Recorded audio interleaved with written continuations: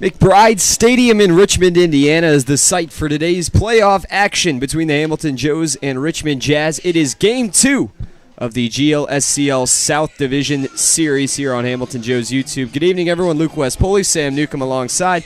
Sam, the Joes take care of business in Game 1. They do it in dominant fashion with an 8-1 win.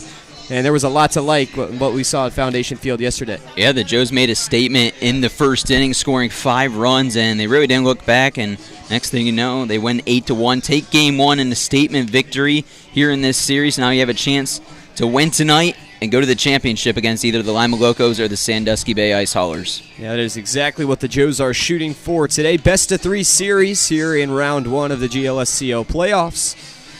And the Joes currently hold a 1-0 lead after, as we mentioned, their victory last night. Let's take a look at the lineup for the Hamilton Joes. Batting first and playing second base is Cole Becker. Batting second in right field, Harry Jackson. Batting third and catching, Sammy Sass. Batting fourth is the first baseman, Leighton Banjoff. Batting fifth and playing third base, Luke Arnold. Batting sixth and DHing, John Sanjul. Batting seventh and playing center field, Logan Castleman. Batting eighth and playing left field, Dalton Miller. And batting ninth and playing shortstop is Garrett Staten. On the mound for the Richmond Jazz, it is Patrick Woltemate. And he will step on and pitch to Cole Becker. Woltemate making his 8th start, 10th appearance overall. He's pitched 42 2/3 innings for the Jazz this year as the first pitch misses for ball 1. He's given up 66 hits, 37 runs, 29 earned, walking 13 and striking out 28. He's got a win-loss record of 3-1 and an ERA of 6.11. 1-0 pitch also misses to Cole Becker, so he's ahead in the count now, 2-0. We saw a Jazz pitcher yesterday who started, Matthew Dickey, struggle to throw strikes in the first inning. Cole Becker was 4-pitch walked, stole second, and then was caught stealing third. This time he's going to take the 2-0 pitch high in the air on the right side, coming over from first, and not able to make the grab for the Jazz was Ben Huber, as that one made it all the way to the dugout, and so the count will be 2-1 now. Woltemate has only pitched against the Joes once this season. That was back on June 5th. I believe that was the second game of the season. He pitched 4 innings, gave up 5 earned, and 6 hits. So the Joes have been pretty successful against Woltemate, even though it's just that one time. Woltemate from the windup deals the 2-1, and that's a nice breaking ball in there for strike 2. Count even at 2 balls, 2 strikes to Cole Becker. Cole was hitless in yesterday's game. In Game 1, he was 0 for 3.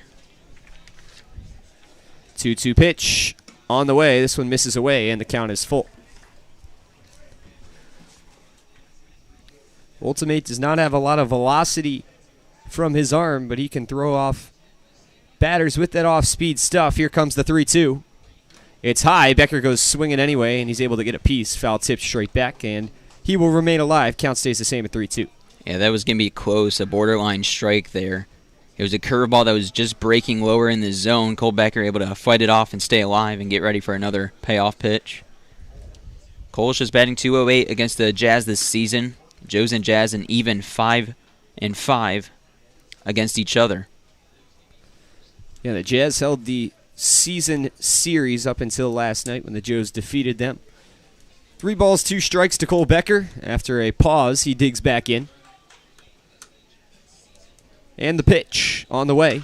This one is taken out into deep left field. Going back is Tyler Johnson, and this one's off the scoreboard. How about that? A leadoff dinger from Cole Becker. And the Joes make it a statement really early here in Game 2. Cole Becker trots around the base pads. It's a full count leadoff home run.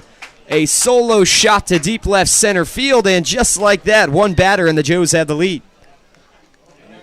It's quite the way to start a game. First time this season where we've seen a leadoff home run. And how about Cole Becker doing it in Game 2 of the South Division playoffs? Second home run of Cole Becker's season. And now that'll bring in Harry Jackson. First pitch, Jackson check swings. Did he go? He did not. That one missed down and away for ball 1. Like we say every time we're here at McBride Stadium, the fences down the lines are a little short, 323 in left and just 311 out in right. So this is a home run hitter's ballpark if you can pull it down the lines. 1-1 the count to Harry Jackson. Ultimate's pitch on the way, misses away for ball 2. And you and I were both out there shagging fly balls in batting practice, and I don't recall seeing one go over the fence. I thought we wouldn't see any home runs today, but how about Cole Becker, first at-bat of the game? 2-1 is a grounder in on the hands, up the left side foul. Yeah, sometimes when we come here to McBride Stadium, the wind has been helping the hitters out, blowing straight out into center field. Today, it's not much of a factor, blowing softly from left to right field. But whatever wind is there, it's certainly not helping the hitters out as the 2-2 pitch is in the dirt for ball 3. So the count is worked full again, second full count in as many batters. Ultimate brings the glove up to the chin. And now we'll wind and fire. 3-2, swing and a miss. Harry Jackson out in front of that one, and Patrick Ultimate records the first out of the inning. And that home run from Cole Becker is going to be huge for the Joes, not only for the Joes as a team, but the guy who's going to be on the mound, Bryce Smith. We talked to Sebastian Gongora yesterday, who had a rough first inning, but was able to get out of it, stranding 2 runners on. And he talked about in the postgame how it settled his nerves down when the Joes were able to put 5 runs on the board in the first. Yeah, that can certainly take off a lot of pressure. Sebastian said in that interview he felt a little bit of nerves as there was a lot on the line yesterday, and he struggled in that first inning, but he was able to escape, and then after that, he just dominated for his last 6. Sass took an excuse-me swing at the first pitch. Now the 0-1's on the way. This one's off the end of the bat. Looper out into center field. Coming in is Leandre Turner, and he'll make the catch for the second out. 2 down now for the 4-hitter Leighton Banjoff. Leighton hit .270 in the regular season this year for the Joes. He had a good day yesterday, going 2 for 3 at the plate. Or, excuse me, 1 for 2. Single and a walk in his last 2 at-bats yesterday at Foundation Field. Leighton also had a sacrifice fly for an RBI in that one. First pitch to him from Ultimate is on the way, and this one's hit out into deep left field. Going back is Johnson, and he makes the catch at the warning track. Loud out there for Leighton Banjoff, and that will retire the side. So Cole Becker with a leadoff home run, and the Joes start things with a bang. 1-0 our score. We'll head to the bottom of the inning. Bryce Smith will take them out for the Joes when we return. At Brown Dawson Flick Funeral Home, we don't just care for the recently departed. We serve those who held them most dearly. Our families have known since 1935 that they can count on our honest and respectful staff to provide only the highest level of service. The kind of service that you can't get just anywhere these days. We invite you to explore our site to learn more about Brown Dawson Flick Funeral Home at browndawsonflick.com. A proud sponsor of your Hamilton Joes. Carefree Heating and Cooling is an AC service in Hamilton, Ohio you can trust. When you are looking for a quick AC repair in Hamilton, Ohio, turn to the professionals at Carefree Heating and Cooling. With a name for completing the work correctly the first time, you can rely on our quality service to get your AC system working like it should.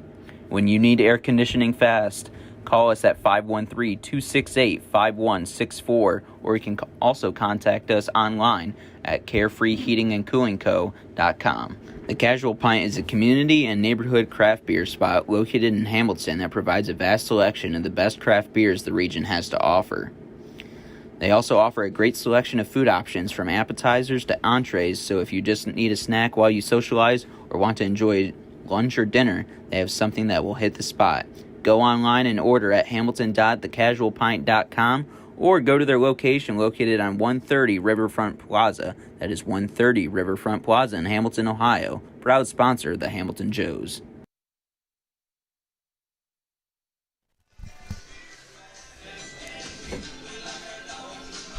We return here to McBride Stadium in Richmond. Joe's leading the Richmond Jazz 1-0 after a half inning, thanks to the bat of Cole Becker, who led things off with a home run over the left center field wall and off the scoreboard here in Richmond. The Jazz will now come to the plate for the first time. They're going to try to get the bats going here in Game 2 after they were very quiet in Game 1, only able to put up 1 run on the board in 9 innings of play. Lineup for the Richmond Jazz as follows. Batting first and playing second base. Coming in now will be KJ Curry. Batting second and playing third base, Cale Chatham. Batting third and playing first base, Ben Huber. Batting cleanup and playing left field, Tyler Johnson. Batting fifth and DHing is Andrew Dietz. Batting sixth, Austin Deering. He's in right field. In center field, batting seventh is Leandre Turner. Batting eighth is the catcher, Drew Barber. And rounding out the order in the second leadoff spot, playing shortstop in the 9 hole is Tyler Borges. On the mound for the Hamilton Joes, it's Bryce Smith out of Northern Kentucky. Bryce will wind and deliver the first pitch to KJ Curry across the zone for strike one. Bryce Smith has struggled against the Jazz this season. Has pitched a total of 8 2/3, has given up 9 earned runs and 15 hits. This one is grounded up the middle, and it'll get through for a base hit. KJ Curry leads things off with a single. And now Cale Chatham will come up. Bryce Smith is making his 7th start of the year, 13th appearance overall. He's pitched 47 innings, giving up 42 hits, 24 runs, 22 earned, walking 12 and striking out 23. He has a win-loss record of 8-1 and an ERA of 4.21. Bryce has been pitching really well, though, the past couple games. Last out, pitched against the Bison, went 6 innings, gave up only 2 runs. He will eye KJ Curry at first, now throw home to Chatham. Grounder up the right side, through for another base hit. Curry will hold up at second base, and 2 runners on now on the first 2 batters for the Jazz. Yeah, just the Jazz finding a hole in the infield. Curry found a hole straight up the middle, and then Chatham finds a hole in the right side, and ground ball singles from the Jazz, and they're in business here in the first inning. Ben Huber will step in. It should be noted about Bryce Smith that he has not been a strikeout pitcher all year. He's more of a pitch for contact type of guy, and so if you're able to find the holes, you can do pretty well against him. However, that hasn't been the case many times this year, as you can see, based off his pretty solid numbers on the mound. First and second, first pitch to Huber, skips in front of Sammy Sass, and that actually hit him on the foot, and so now the bases are loaded with nobody out.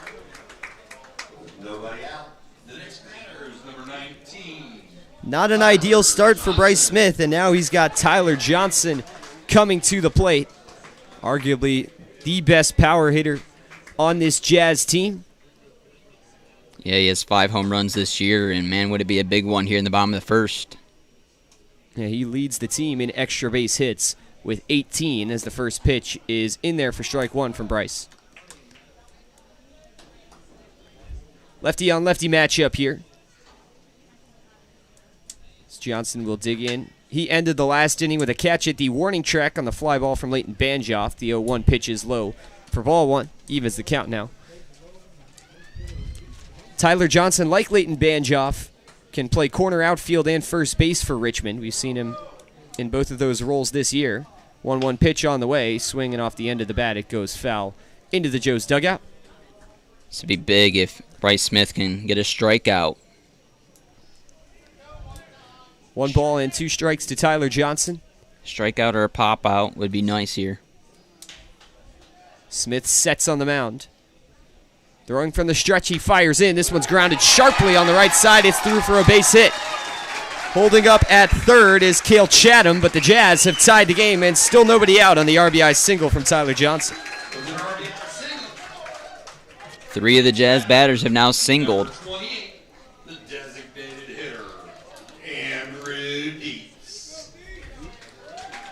Andrew Dietz, the designated hitter, comes in.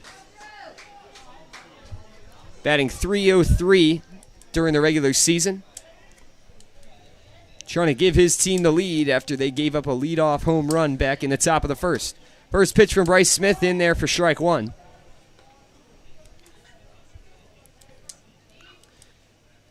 Jazz are batting .280 as a team, which is third in the GLSCL and highest in the South Division. Only 2 teams they're trailing are those playing in the North Division playoffs in the Sandusky Ice Haulers and the Lima Locos. Bryce Smith throws 2 straight strikes, and now he will give the third pitch of the at-bat. It's up and in for ball one. If you're Bryce Smith, you just want to limit the damage here. Game's already tied, the bases loaded, nobody out. 1-2 on the way, grounder up the left side. Nice backhand from Staten. They get one. Over to first is in time. Great play by Garrett Staten. A run does come in, but a great job over there to stop that ball from going into the outfield, and the Joes get 2 out of it. And now 2 away in the inning for Austin Deering. Runner advances to third. Run comes across. It's now a 2-1 game. Yeah, even though the Joes now trail 2-1, you like to see that double play ball because now Smith can get out of the inning with the Joes only down a run. First pitch is in there for strike 1 to Austin Deering. Deering batting .276 this season, playing in right field today. Another lefty-on-lefty matchup. Here comes the next pitch. This one misses down and away for ball 1. A lot of lefties atop this Jazz order. Deering's just 2 for 24 against the Joes pitching this summer.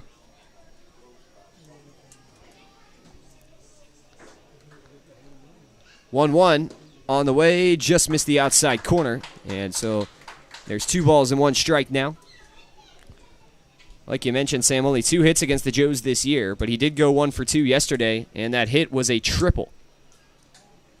2-1 is low and in, and so the count is now 3-1. On deck for the Jazz is Leandre Turner, the center fielder, making his first plate appearance tonight. 3-1 on the way. Breaking ball. It hangs, sharply grounded over to the right side, and Cole Becker, he's able to make the play, and the Joes escape with limited damage. Yeah, that was a big inning from Bryce Smith. He gave up 3 hits, but only 2 runs. This inning could have gone far, far worse for the Joes, but they only trail by a run, and they can get that run back in a hurry, especially on one swing of the bat. So a pretty exciting first inning from both sides. The Joes get a home run, and the Jazz have the bases loaded. We're able to push 2 runs across. That's how our score stands. It's 2-1 as we head to the second inning. Due up for Hamilton, Luke Arnold, John Sanjul, and Logan Castleman. When we come back, you're listening to the GLSCL South Division Series here on Hamilton Joe's YouTube. Joe's fans, Chatterbox Sports is your home for high school sports all across Butler County. For live events, exclusive interviews, podcasts, photos, and more, visit chatterboxsports.com. Also follow them on Twitter and Instagram at CBoxSports. Joe's fans, stop by Chester's Pizza to grab the best slice in town. A local staple since 1948, they're located at 2929 Dixie Highway in Hamilton, and they can be found on the phone at 513-892-1973. Chester's Pizza is a proud sponsor of your Hamilton Joes. For over 130 years, Coca-Cola has been guided by a spirit of creativity, innovation, collaboration, and love of community. The next time you come to Foundation Field to watch a Hamilton Joes game, do yourself a favor and get yourself an ice-cold Coke. Coca-Cola, proud sponsor of the Hamilton Joes. Are you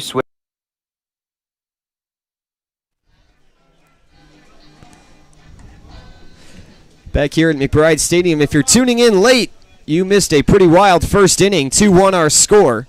But it could have been a lot more high-scoring than that. Leighton Banjoff hit one all the way to the warning track for the Hamilton Joes, and then the Richmond Jazz had the bases loaded with nobody out. But it was a 6-4-3 double play for Andrew Dietz. And this is how our game stands. First pitch to Luke Arnold, first batter of this inning, was curling outside, and Arnold went reaching for it. He missed for strike 1.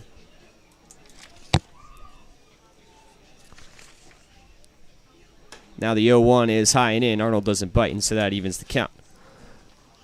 Arnold had a single and a triple last night in Game 1 of the series back at Foundation Field. 1-1 pitch on the way, breaking, and catches the inside corner for strike 2.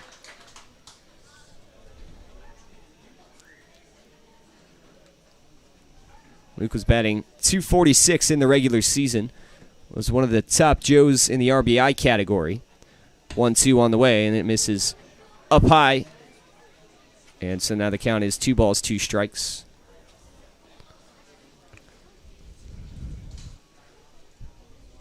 Luke was struggling a little bit to finish the regular season, but like you mentioned, Sam had a great day yesterday. He takes this one really high in the air into the left center gap. Coming over is Leandre Turner. He calls off Tyler Johnson and makes the catch for the first out.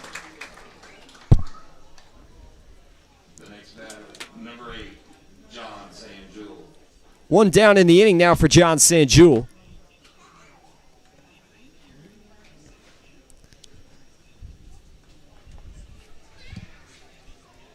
The only lefty in the lineup today for the Joes will step into the box and face the righty Woltimate. First pitch, breaking ball in there for strike one. John got the red bat in his hands. A couple of Joes have those bright red bats that they've been using here early in the playoffs as that next pitch dives low for ball one. They call it the Red Rocket. We'll see if John Sanjul can hit a rocket. If you think all the way back to the first time we played here, Sanjul almost had a home run back when he was struggling just a little bit. He has since really come along for the Joes. This one has popped up foul territory. Coming over from third, though, and making the catch is Cale Chatham, and that is out number 2 of the inning.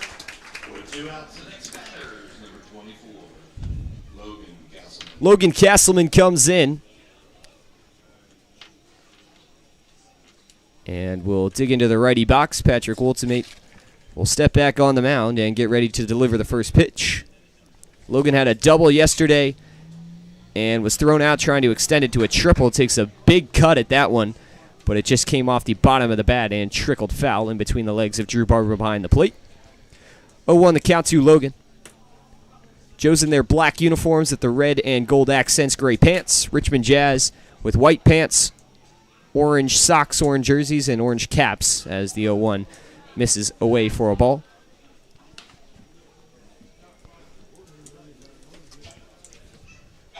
One ball and one strike to Logan. We saw Cole Becker hit the scoreboard earlier. Logan Castleman did that here in McBride Stadium earlier in the season. That pitch catches the inside corner for strike 2.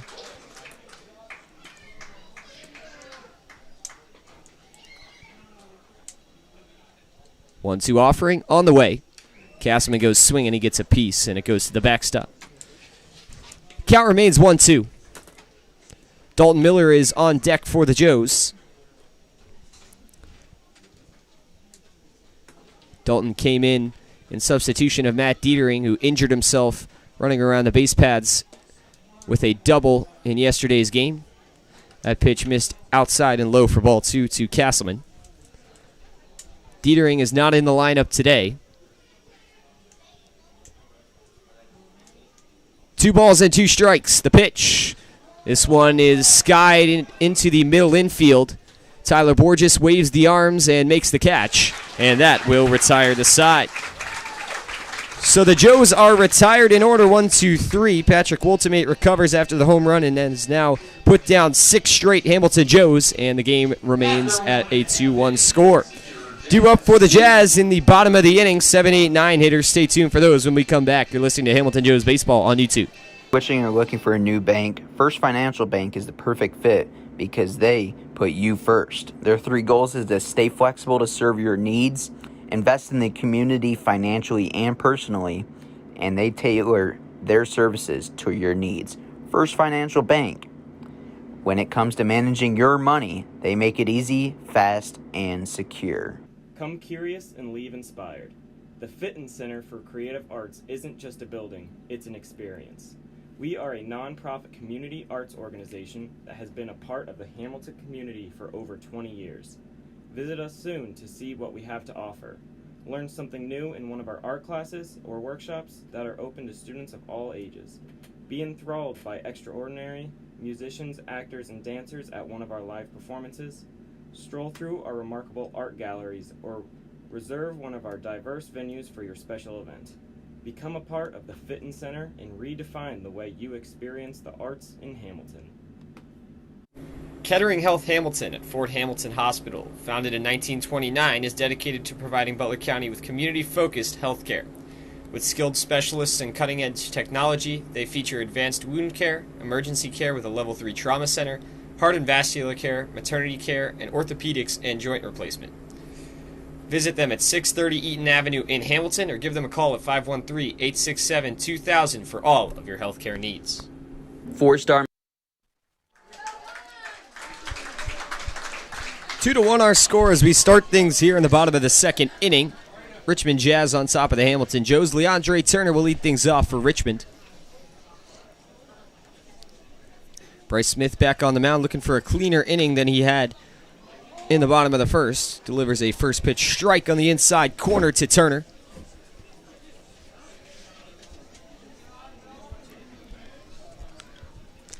0-1 on the way, and this one is in the dirt for ball one.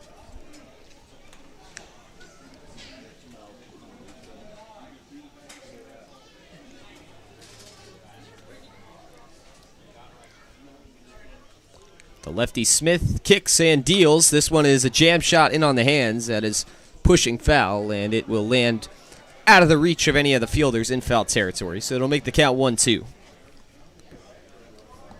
Turner just batting .200 against Joes this season. Turner was 0 for 4 in yesterday's game with a pair of strikeouts. Smith pauses mid-windup and now throws the 1-2. Soft grounder to Staten at short. He sidearms over the first, half step in time for the first out.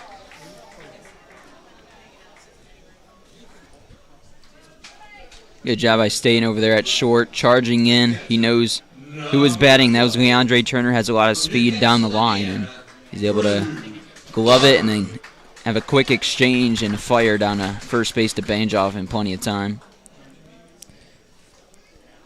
Now Drew Barber will come in. The best hitter of all the catchers on this Jazz team, batting .308 in the regular season. First pitch to Barber is on the way. It's a nice breaking ball that falls into the zone for strike one. Barber has only played in one game against the Joes this year. It was back on June 17th. He went 2 for 4. 0-1 on the way, and this one is lined into left field, down in front of Dalton Miller for a base hit. Dalton was doing his best to try to get to it out in left, but it sat on the ground just about 10 feet in front of him, and so now the Jazz will get a base runner for the first time in this inning.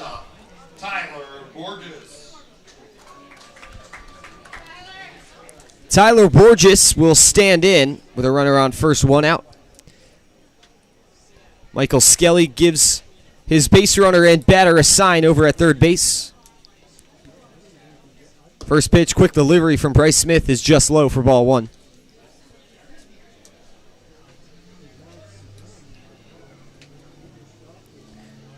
Smith now sets, looks over at first, and now fires. Bunt is square. This is a good one down the third base line. Barehanding it, Luke Arnold over to first in time. Great bunt laid down there from Tyler Borges, but an even better play by Luke Arnold over at third base, who charged in, barehanded it on the one hop, and threw over to first in time. The Joes have had their struggles this season fielding bunts, but man, oh man, what a play by Luke Arnold. His only chance at getting Borges out down the line was to barehand it, and he did so, and delivered a good ball to Banjoff for the second out. So now 2 outs, runner on second. Richmond looking to extend their lead with the leadoff hitter KJ Curry up to the plate. Curry hit a ground ball right up the middle in the first inning that started things off for Richmond, and what would eventually be 4 straight base runners. He came around to score the first of their 2 runs. First pitch from Smith was inside for ball one. Curry now stands back in for the second one. Here it comes, and this one is in a similar spot inside for ball two.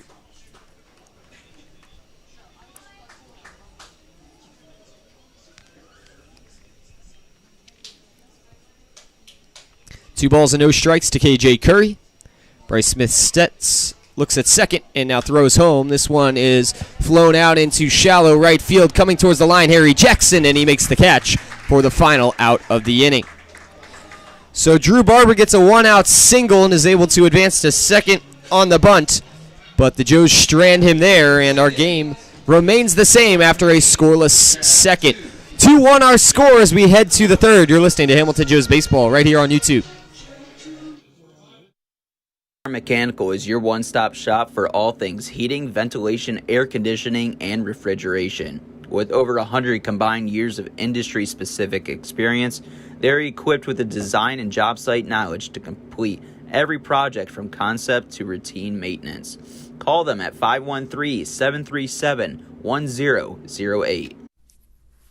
Frank's Glass is here for you, Hamilton and Fairfield, providing beautiful, reliable, and safe windows for all of your auto, residential, and commercial needs. Frank's Glass can be trusted to do the job right. Located at 5191 Dixie Highway in Fairfield, they can be contacted at 513-829-8284 or online at franksglass.com. If you're looking for an industry leader in all things related to windows and doors, look no further than L.E. Schofield Window and Door Co. With over 7 decades of experience in providing window and door repair and replacement services, as well as glass, screens, and other products, you can count on them to get the job done right the first time around. Call them today at 513-863-8932. Woman-owned and family-operated, M&G Body Shop has a honest and dependable staff that has over 30 years of experience bringing cars back to life. M&G Body Shop can get your car back safely on the road, providing a wide variety of services including bodywork, frame adjustment, painting, total loss evaluation, window and glass repair, collision repair, alignment, insurance claim reports, and paintless dent repair, and more.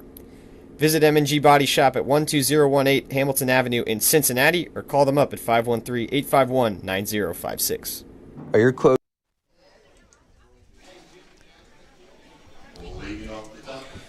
We return for the away half of the third inning here at McBride Stadium. Dalton Miller, the 8-hitter, will get his first chance at the plate.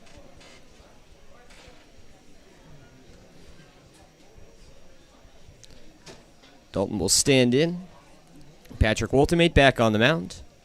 First pitch to Miller. He takes a swing and grounds it into the Joes' dugout foul. Miller was batting .266 during the regular season.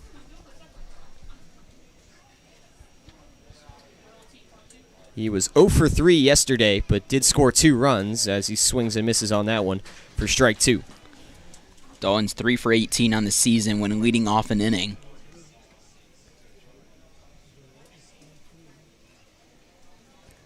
.02 is off the end of the bat. Two-hopper over to third base. Chatham throws across the diamond in time for the first out.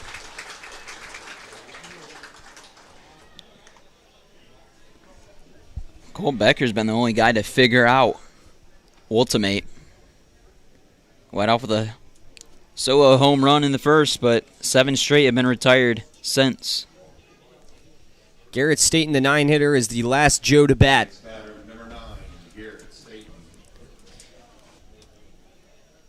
Garrett has had a heck of a time down the stretch batting from that 9 spot as the first pitch misses just low and outside from Ultimate for ball 1.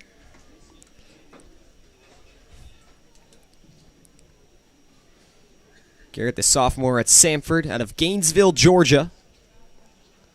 1-0 on the way, and it finds the top of the zone for strike 1. Garrett went 0 for 3 yesterday in the 8-1 victory. 1-1 on the way, and this one finds the zone as well, this time on the outside corner for strike 2.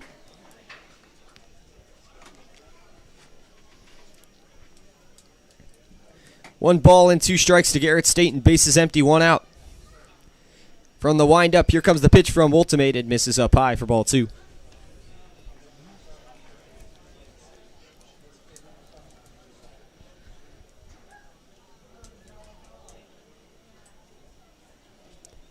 Joes are batting .260 as a team against Richmond this year. 2-2 pitch on the way. And this one is hit high in the air to deep left field. Going back is Tyler Johnson. He looks up and he waves goodbye.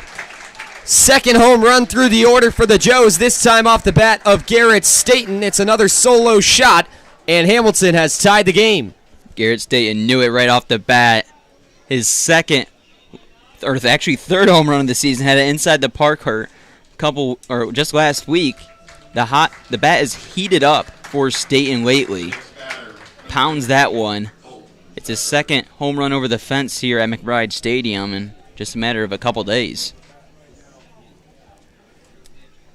So the Joes tie it up, 2 home runs in the game. And we're tied up at 2 apiece here in the top of the third. First pitch to Cole Becker. He squares to bunt, puts it down. Woltemate bare hands and throws a seed over to first for the second out. Becker figured to try something new after he blasted one over the wall his last time up. Didn't work out for him this time, and now there's 2 outs in the inning for Harry Jackson. Kind of interesting to see Cole Becker bunt after he hit a home run off Ultimate. It wasn't a great bunt. Bunted right back to the pitcher. If he was able to put one down the third base line a little bit further down, he probably could have gotten a hit out of it. First pitch is diving into the dirt and squeezed in between the legs of Drew Barber for ball 1. Harry Jackson struck out swinging his first time up. This time it's a jam shot to left center field, and that's going to drop in the Bermuda Triangle. It's a bloop single for Harry with 2 down. See if the Joes can get a 2-out rally going. Try to take the lead here in the third. Harry Jackson has wheels over at first base, so he could be on the move. Joe's one of the more aggressive teams in the GLSCL, second in the league out of 14 teams in stolen bases, 114 of them in the regular season. Sammy Sass is the batter now for the Joes. Hit one off the end of the bat into center field his last time up. He takes the first pitch. It's across the top of the zone for strike 1. Harry Jackson stays put for now. Jackson will take just a one-step lead off first here on this pitch. Ultimate nods and sets. Here comes, runner goes, it's up high, and Barber has trouble on the transfer trying to flip it to his hand as he's frustrated with himself on that one. Harry Jackson steals the free bag, and now he's in scoring position. Ultimate made a quick move home and could have had a chance at getting Harry Jackson out at second, but Barber couldn't get it out of his mitt. And now runner in scoring position, a chance for Sammy Sass to give the Joes a lead. 1 ball and 1 strike, the count to Sammy. Ultimate's pitch on the way, and this just misses up high for ball 2. Some of the fans here at McBride Stadium expressed their displeasure, but the count is now 2-1 to Sammy Sass. Good crowd on hand here to watch some playoff action from Richmond. Joes and Jazz all tied up at 2 after Garrett Staten's home run.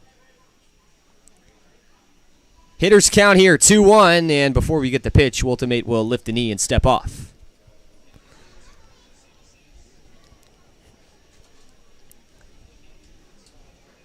Both home runs in tonight's game were with 2 strikes on them.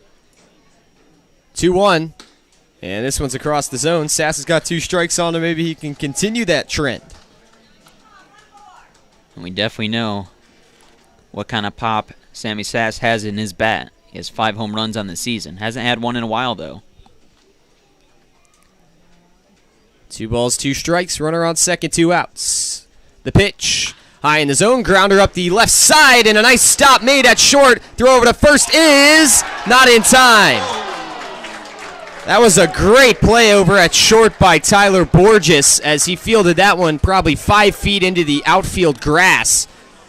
But that caused him to just need to throw it way too far, and that allowed Sammy Sass to reach on the ground ball hit. That ball gets by Borges. This is a 3-2 game. I believe Borges saved a run there because Harry Jackson was probably going to score from second base, but instead he has to stop at third. Runners on the corners for Leighton Banjoff. Banjoff got a lot of power on his last one, hit it all the way to the warning track, but it was caught. 2 outs, runners on the corners. First pitch to Banjoff, quick delivery, and it's out in the outside corner for strike 1.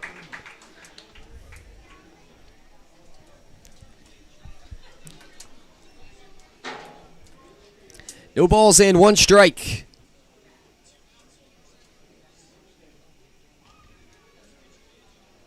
Pitch is on the way. Runner stays put, and this one's outside. 4 hits apiece for each team. And now it is 1 ball and 1 strike to Leighton Banjoff. And now we'll get a pickoff move over to third, and no tag is applied. Sass back in time.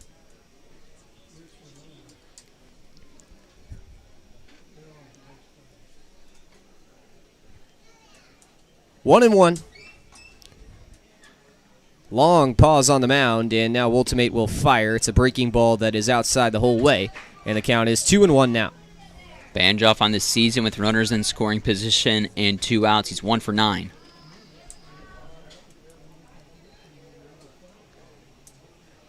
2-1. This time's a quicker delivery, and it finds the zone for strike two.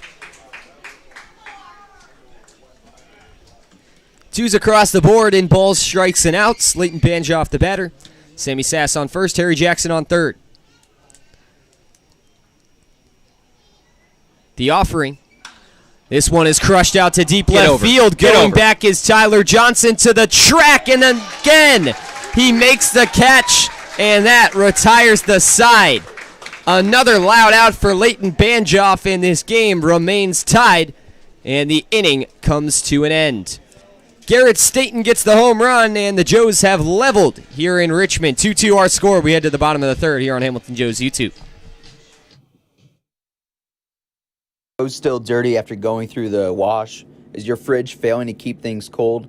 Pay Appliance Service offers superior home appliance repair in Hamilton, Ohio, so you can get on with your day-to-day activities. They are a family-owned company offering fast and reliable appliance repairs. Their skilled service technicians work on a wide variety of brands and home appliances, providing quality repairs on everything from dishwashers to microwaves. Go to their location at 780 South Martin Luther King Jr. Boulevard or contact them at 513-285-3519. Pfefferly Tire and Auto is your car's home for all of its needs. Whether you just need a quick oil change, a repair, or you're in the market for new tires, Pfefferly will get it done with professionalism and honesty. And with convenient locations in both Fairfield and Hamilton, there's always a place nearby. Planet Fitness strives to create a workout environment where everyone feels accepted and respected. That's why at Planet Fitness Hamilton, Ohio, we take care to make sure our club is clean and welcoming, our staff is friendly, and our certified trainers are ready to help. Whether you're a first-time gym user or a fitness veteran, you'll always have a home in our judgment-free zone. Queen City Hospice is your local, independently owned and operated center that is dedicated to providing patient-centered care and support to residents of the greater Cincinnati area in whatever place they call home. We understand that our staff is the most important aspect of our organization, and that is why we hire only the most qualified and compassionate individuals in the industry. This is why our care is second to none. The third baseman, Cale Chapman. To the bottom of the third inning we go here from Richmond. Hamilton Joes and Richmond Jazz all knotted up at 2 apiece. Cale Chatham will lead things off. Chatham had a single in the first inning, came around to score. Represented the go-ahead run until the top of that inning before the home run from Garrett Staten. Ground ball over to first, right at Leighton Banjoff, who puts it on the bag himself for the first out of the inning. One pitch, one out. Good start here for Bryce Smith in the third. Bryce has given up a hit in each of the 2 innings. Gave up 3 in the first and 1 in the last one. Ben Huber will get his second time up. He's only faced 1 pitch today, and it actually hit him. It was sinking down into the dirt and hit him on the foot. So now he may get to see his first of Bryce Smith's real stuff as the first pitch is inside for ball 1.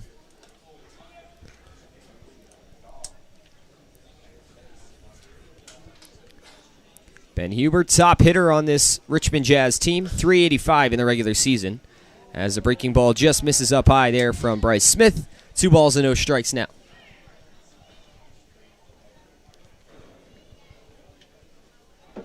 Huber also leads the team in RBIs with 27 of them. 2-0 misses down and in, and now 3 balls and no strikes to Huber.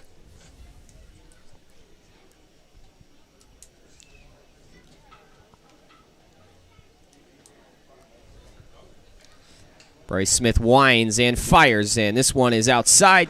Sass reaches out to grab it, and that's ball 4. He gives a signal at Bryce Smith to calm it down, and now, with a runner on first, Tyler Johnson will come up. Left fielder, Tyler Johnson. Johnson out of Coastal Carolina singled his last time up and then was out on the base pass on the 6-4-3 double play by Dietz.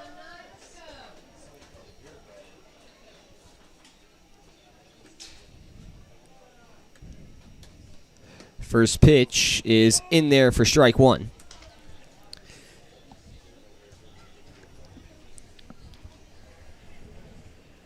Tyler Johnson transferred to the Coastal Carolina Chanticleers from Eastern Oklahoma State.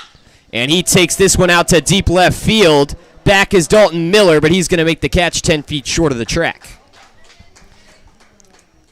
That one made a loud noise off the bat, but routine for Miller out in left, and there's 2 down. The DH, number 28, Andrew Dietz. I think we've only seen one opposite field home run this season from any team, and that was Tyler Henriquez over the right field fence back at Foundation Field. It was actually the first home run for the Joes in the summer. Yeah, that was the first from the Joes. We'd seen a couple before then by opposing teams, but the first one from Hamilton. It took them a little while to get in the home run column, but they are not lacking in that category as the first pitch is low, and the home plate umpire seems to be in a bit of pain trying to shake something off. Yeah, that was weird because the ball was in the dirt, but Sammy Sass kept it in front. Yeah, the umpire was holding his lower back, and now he's going to try to walk it off.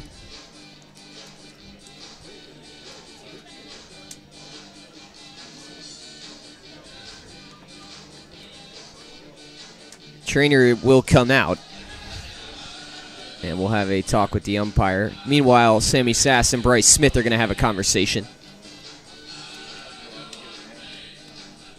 Yeah, those umpires, when they're behind the plate, they kind of have their back hunched down just a little bit. Must have pulled something. He's trying to stretch it out behind home plate.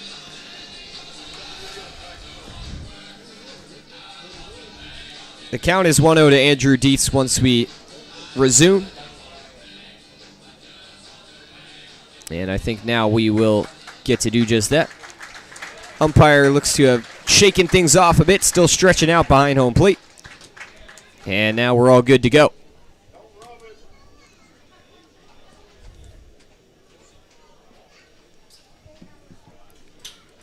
Andrew Dietz, who's at the plate, had a clutch double in Game 2 of the doubleheader last week off the right field fence. Was a matter of inches from being a walk-off home run. Instead, the Jazz were able to tie it and then win it in extra innings.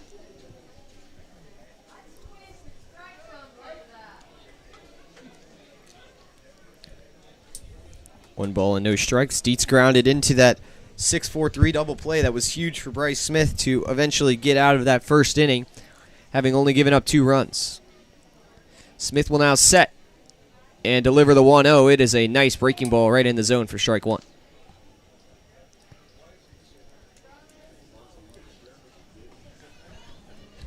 Yeah, Smith settled it in nicely after the first 4 batters he faced reached base.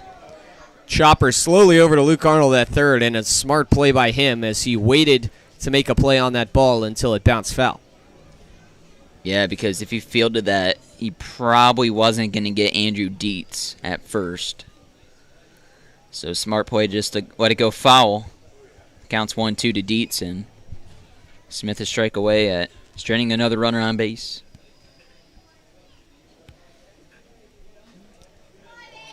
Dietz will go back and pick up the bat, step back in. Dietz, a hybrid guy, has both pitched and played the field for Richmond. Junior out of Chestnut Hill College. 1-2 on the way. Fastball out to deep right field. Harry Jackson tracking over, and this one is off the wall, about 5 feet foul. Ooh. My goodness. Maybe not even 5 feet, maybe just a foot.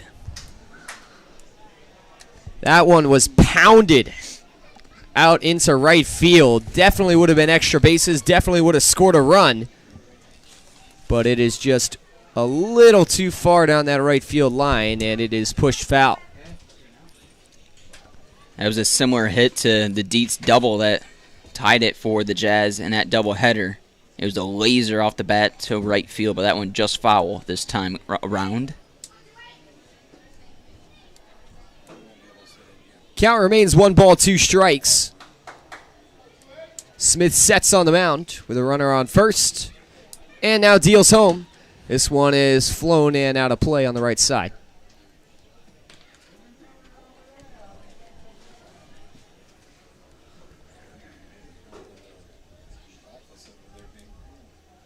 1 ball and 2 strikes. The count still to the batter, Andrew Dietz. Smith lifts the knee and throws home. This one is lined into the gap in right center, down and all the way to the wall.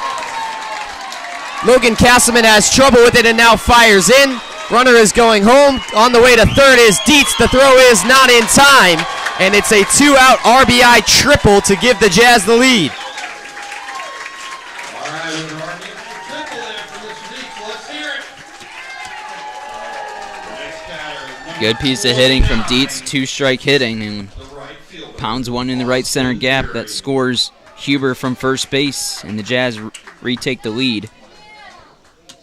3-2 our score now from McBride Stadium. Austin Deering will come in. He grounded out to second's end the first inning. Runner on third, 2 outs. Lefty on lefty matchup upcoming.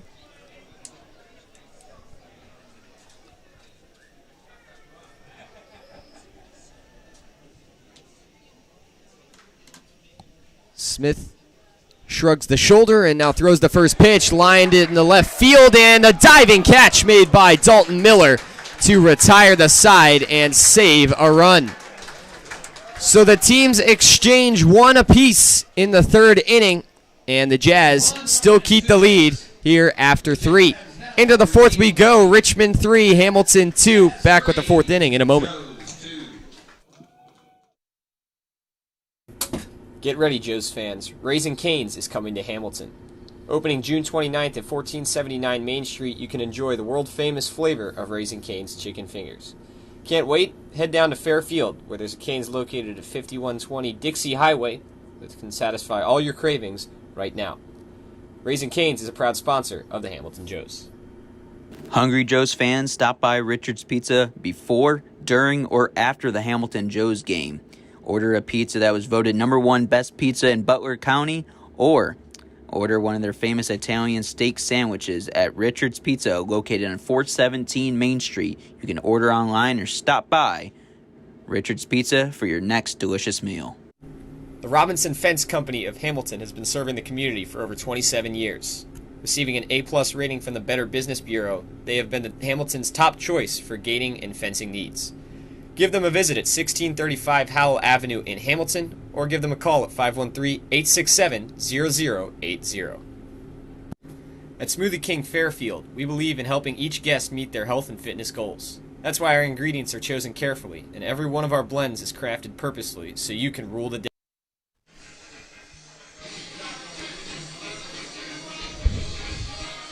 Back for inning number 4 from McBride Stadium. It's been an exciting one to this point. Richmond on top of Hamilton 3-2.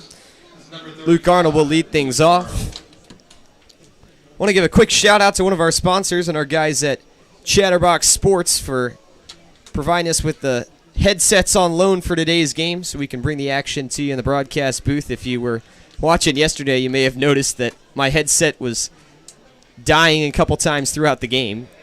And so we have gotten some on loan that we can hopefully use for the rest of the season from Chatterbox. Hopefully the audio quality is good for the rest of the year.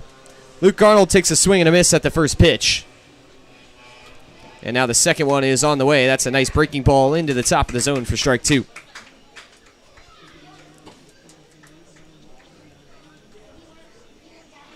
Arnold is 0 for 1. Hit one into the left center gap, but it was caught as this one is up high, and Arnold leads out for ball 1.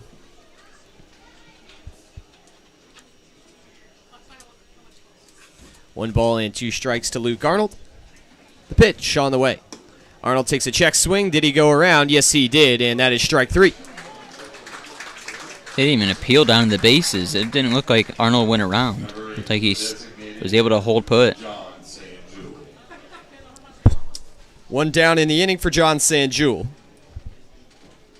Popped out to the third baseman in foul territory in his first time up.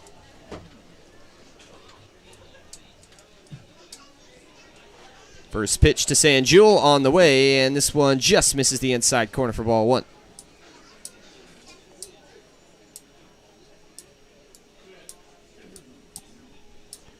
One-0. Swing and a line up the middle. It'll get down and into center field for a base hit. John Sanjul works the one-out single, and now the bottom three in the order will come up, starting with Logan Castleman.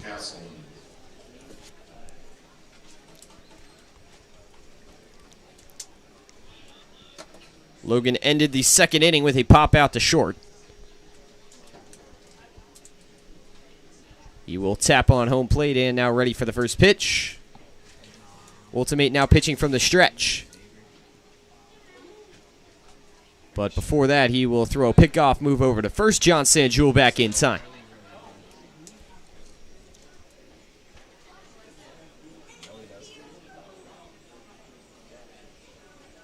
First pitch now on the way to Castleman. He takes a big wave and a miss for strike one.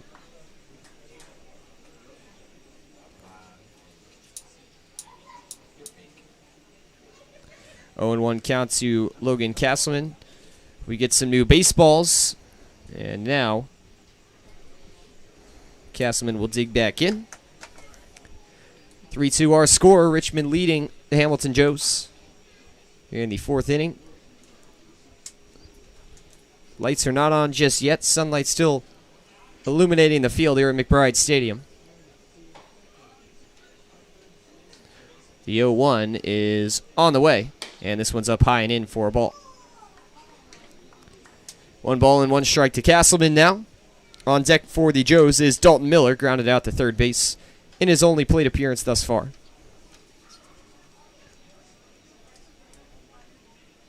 Here comes the 1-1 pitch. And this is a breaking ball that Castleman has to lean out to avoid. And so now he's ahead in the count, 2-1. Joes tied up the season series last night 5-5 and lead the playoff series 1-0. Best of 3. Should the Joes win tonight, they would advance to the GLSCL championship. This one is flown out into center field by Castleman. Tracking to the right is Leandre Turner, and he will make the catch for the first out. Or 2 outs in the inning, rather. Dalton Miller will come up. 2 outs. The next batter, number 7, Dalton Miller.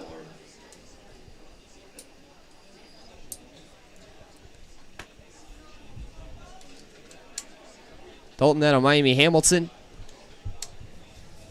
will step up to the plate. He likely saved a run, or he did save a run, rather, from coming around to end that last inning as the first pitch misses for ball 1, and Drew Barber will stand up and pump fake to push back John Sanjul to first. It was a really hard-hit line drive off the bat of Austin Deering with a runner on third, but Miller was able to come in and jump at it, make the catch for the final out. 1-0 pitch was spiking low and finished low for ball 2.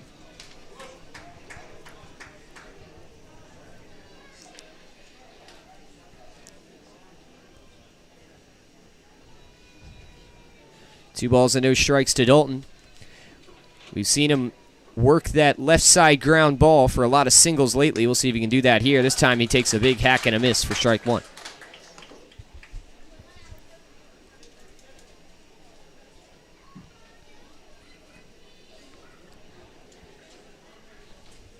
Two balls and 1 strike to Dalton now.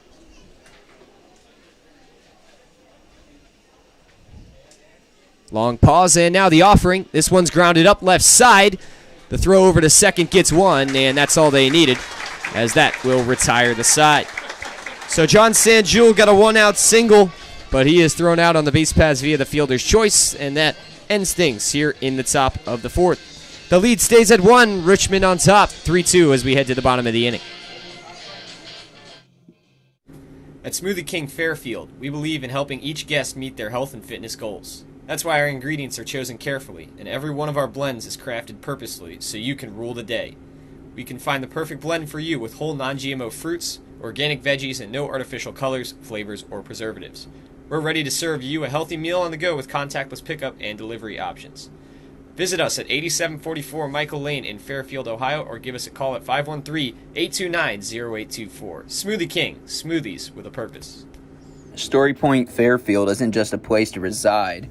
It's a place for residents to truly shine every day. Offering a diverse range of senior living services, our community is designed to suit all resident lifestyles, from highly independent seniors to those who may require day-to-day assistance. every resident becomes a member of our community. We strive to make sure each moment of each day is something to remember. Whether you need one surface for multiple sports or a sports-specific field build, the Motts Group is here to help. Their experience ranges from professional sports clubs to educational institutions to community complexes, fueling teams with consistent, safe, and reliable fields. Contact them at 513-548-3622 to get your new turf field. Tri-Health.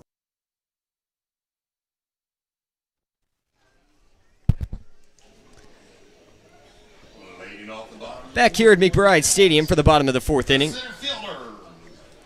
Leandre Turner, the center fielder, will lead things off for the Jazz. They lead the Hamilton Joes by a 3-2 score. We appreciate everyone tuning in here on this Tuesday night to catch some GLSCL playoff action in one of two semifinals taking place tonight, as the first pitch is missing to Turner. The other game in the GLSCL tonight, the Sandusky Bay Ice Haulers and Lima Locos, has just gotten underway in the top of the first from Lima.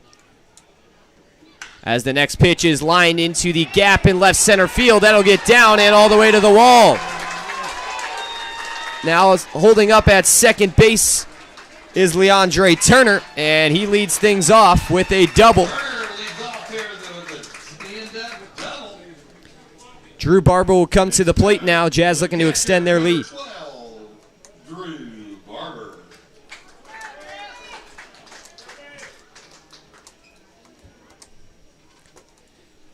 Barber 1 for 1 today with a single. And we should check on him potentially laying down a bunt here as he gets a sign from Michael Skelly at third.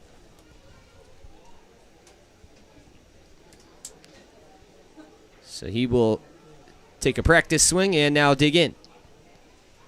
Crouch stance. Lefty on righty matchup. Smith sets, looks at second, and now throws home. And taking the first pitch is Barber. It's across the inside corner for strike one.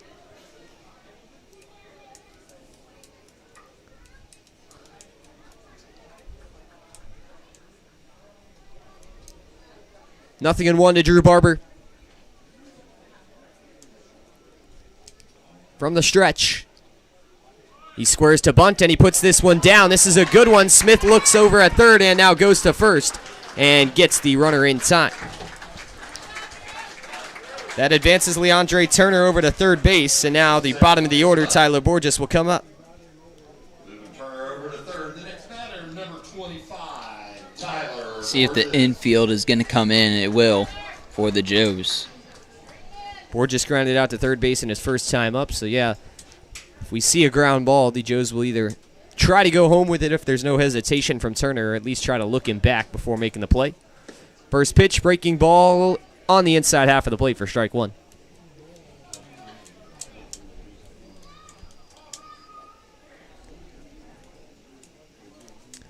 Oh and 1, chopper third base side, and it is just foul to the left of third base, and so now Tyler Borges has 2 strikes on him.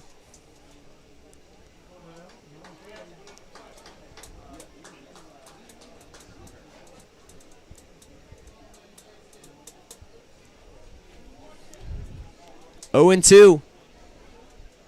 Smith's pitch is on the way. This one's another chopper to third base, and once again it is foul.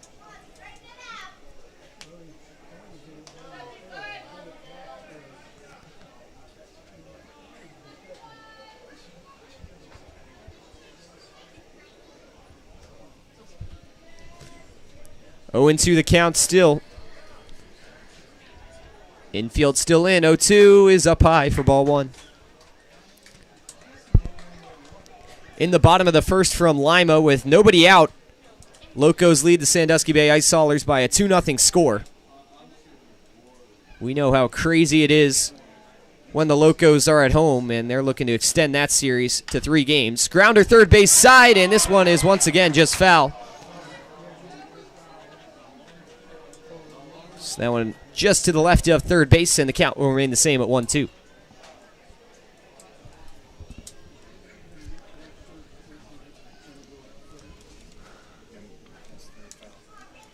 Bryce Smith doesn't have a strikeout tonight, looking to get his first here. This could be a big time to do it. 1-2 on the way. This one is hit into shallow center field, or deeper rather than Logan Castleman was standing. He makes the catch, but coming home and scoring is Leandre Turner. The Jazz have doubled their lead. It's 4-2.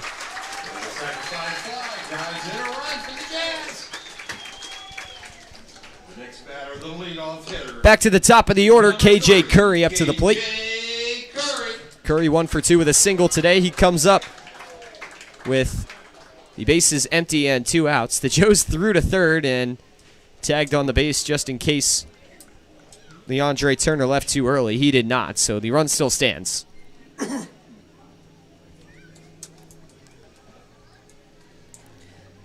Smith winds and fires. Breaking ball right down Broadway for strike 1.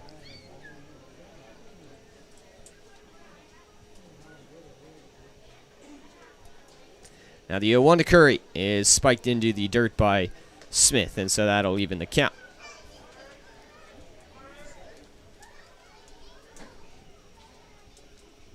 One offering. Breaking ball that catches the inside half of the plate for strike 2.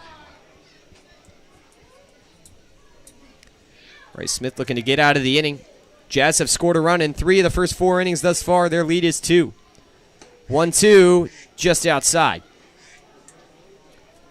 2 balls and 2 strikes now to Curry. That was a close one that was just off the outside corner. So now Smith will look to put it in here, 2-2, and that's not going to do it.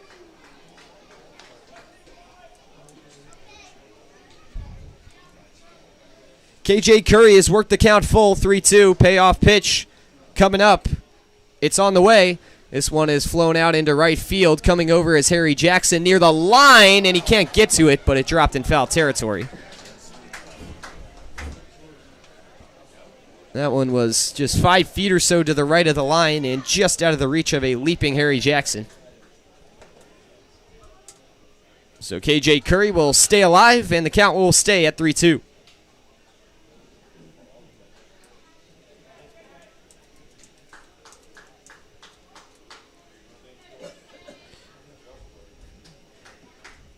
We'll get a brushing off of home plate. And now we'll get ready to go.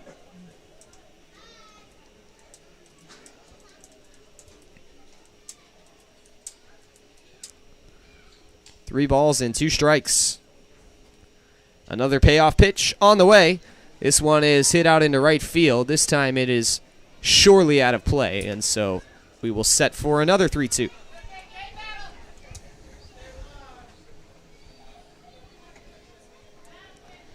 Don't want to walk KJ because he has a lot of speed. He has fought off a couple of pitches. Now he'll get another 3-2. This one's up and away, and that's ball 4. Great at-bat there from KJ Curry. He makes his second trip to the base paths, and the inning is extended now for 2-hitter Cale Chatham.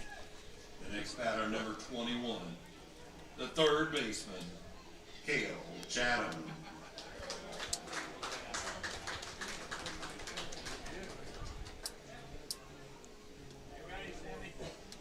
Chatham is 1 for 2 today. Last time up, he grounded one right at Leighton Banjoff at first base, who tapped on the bag for the out.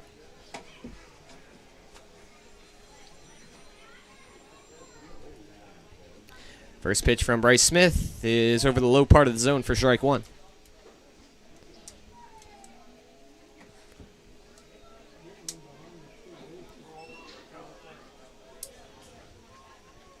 Nothing in 1. Smith with a click delivery, and this time he misses down and in. 1 ball and 1 strike to Cale Chatham.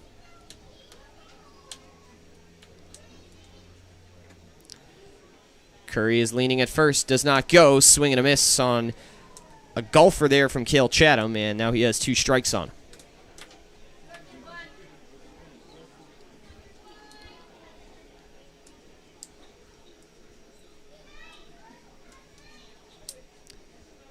The players did get a sign from the third base coach. Curry leaning, and he'll go on this one. It dives low. Sass throws down to second, but it will be just wide on the left side. No tag applied. KJ Curry advances into scoring position. Stolen base for Curry. Count even now at 2 balls, 2 strikes after that last one missed.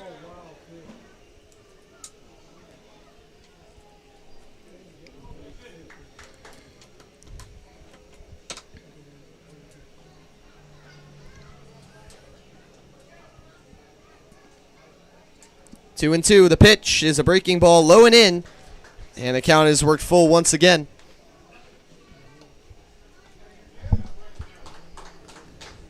This time with Chatham in the box, lefty on lefty matchup. Payoff pitch is upcoming.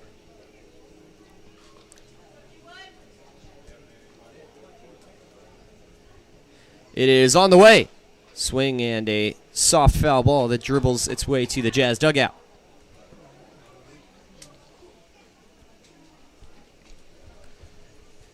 Jazz already got 1 in this inning. They're looking to make it 2 if Chatham could potentially get a single here. Outfield is playing in their normal spots. 3-2, swing and a miss. Chatham goes chasing in the dirt. He'll try to go after the drop third strike, but Sammy Sass will deliver to first in time, and that will be the inning. So the Jazz are able to extend their lead and get another one on the board. 4-2 our score as we head to the 5th. Due up for the Joes, it's the 9-1-2 hitters, Garrett Staten, Cole Becker, and Harry Jackson. When we come back, you're listening to the GLSCL South Division Series, Game 2 here on Hamilton Joe's YouTube. Orthopedics and sports medicine is safe and ready for you. Have an injury of some sort? Stop by Tri-Health Orthopedics and Sports Medicine located on 3035 Hamilton Mason Road. The physicians and specialists at the Tri-Health Orthopedic and Sports Institute provide a full range of orthopedic care to ensure you don't miss out on a single moment on or off the field. Joe's fans, in need of insurance, United Heartland Insurance Agency has your back. A consolidation of a number of family-owned independent insurance agencies dating back to 1872. For years, they have been protecting the assets of their clients by offering comprehensive and competitive business, personal, and life insurance products. Visit their Hamilton office at 185 North Brookwood Avenue in Hamilton, or give them a call at 513-896-5555. The Greater Miami Valley YMCA. When communities get better, the world gets better. Discover how we positively impact the nation and how you can help us, one neighborhood at a time. The Greater Miami Valley Y, your local stop for building a healthy spirit for mind and body for all.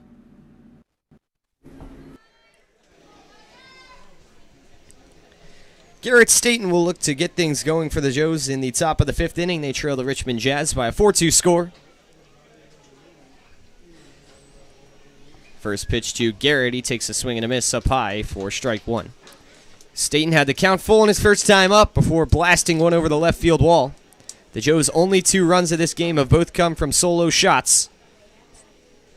One from the guy at the plate in Garrett Staten, one from the guy on deck in Cole Becker. He goes chasing again on this one that was a little outside. He can't connect for strike 2.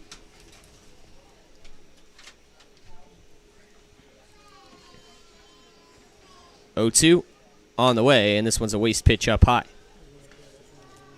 Yeah, and Staten's home run was a no-doubter over the left field fence. See if the Joes can manufacture some hits here in the inning.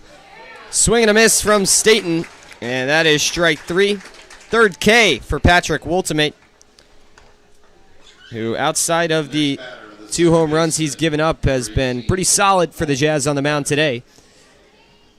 And now with 1 away in the inning, he'll have to face Colton Becker. Cole is 1 for 2. He tried to lay down a bunt on his last time up, and it went right up the middle before he was eventually thrown out by Woltemate. There's a pitcher warming up in the pen for the Joes. I believe that is Zach Breeden. First pitch missed up high to Becker. Next one is taken out into deep left field. This one's going to get all the way to the wall, and it is off the top and slid in between the advertisement sign and the fence. So it's going to be a ground rule double for Becker. That one was close. Just needed about a couple more feet of height. And did this one get over? They're saying it did. Oh, my. Wow. So I'm not sure if they just couldn't find the ball or what. That one looked like it hit off the top of the fence. What the? But Cole Becker, I guess, works his second home run of the game. The crowd is not pleased here at McBride Stadium. Michael Skelly has come out and he is standing on the first base line. The umpires will hold him off for a second, and they will all meet on the infield grass in between second and third base. That one was hit really well, yeah, but how do they call it a home run? Looked pretty clearly like it hit off the top of the fence. You could see that advertisement sign move, and right away, Tyler Johnson, who's out there in left field, signaled that he lost the ball in the fence, so it got stuck in it somewhere. But then when they pulled the bottom of the sign out, they're expecting the ball to fall on the ground, and it didn't. So it might be stuck in the fence somewhere. It might have gone through a gap in the top. Who knows what happened, but certainly an odd sequence there. If it went through a gap, I think that would be a home run, right? I have no idea what the ruling is on that one, and now they're going to move Becker back to second.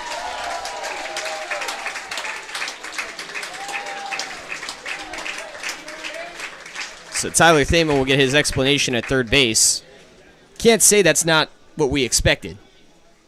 As now Cole will go into the meeting and put in his 2 cents.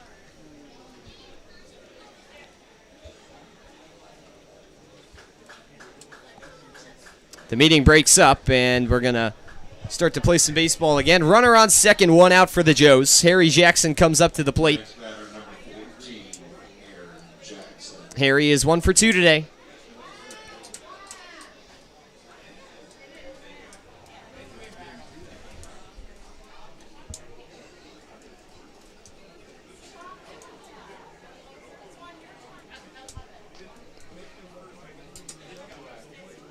And now Joe Kimbrough, our home plate umpire, will have a talk with Jazz head coach Michael Skelly. Yeah, Skelly is trying to figure out what happened there. Yeah, we're still not even sure what happened up here, but it's a ground rule double for Becker, which is what we expected off the initial play. First pitch to Harry Jackson across the top of the zone for strike 1.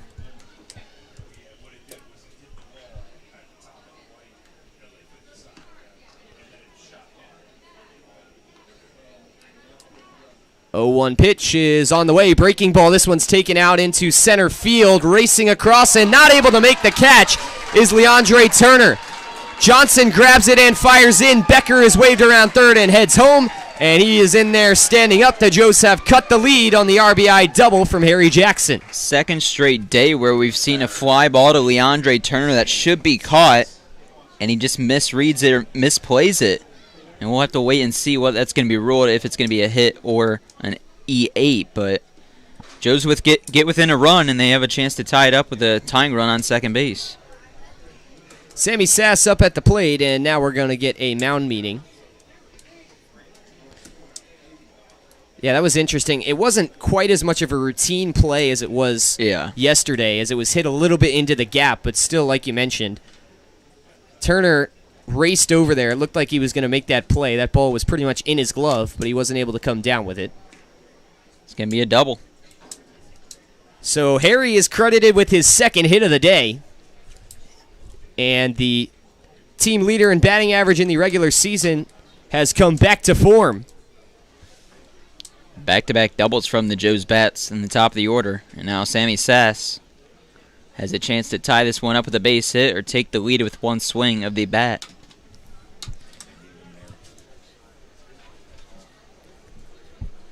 So Sammy Sass comes up to the plate, 1 for 2 now. Sammy had a single in his last time up. First pitch to Sass. Watch out, gets away, up and in, and Sass dodges out of the way for ball 1. This is the meat of the Joes order. You got Banjoff on deck, and then Luke Arnold in the hole. The 1-0 is outside for ball 2.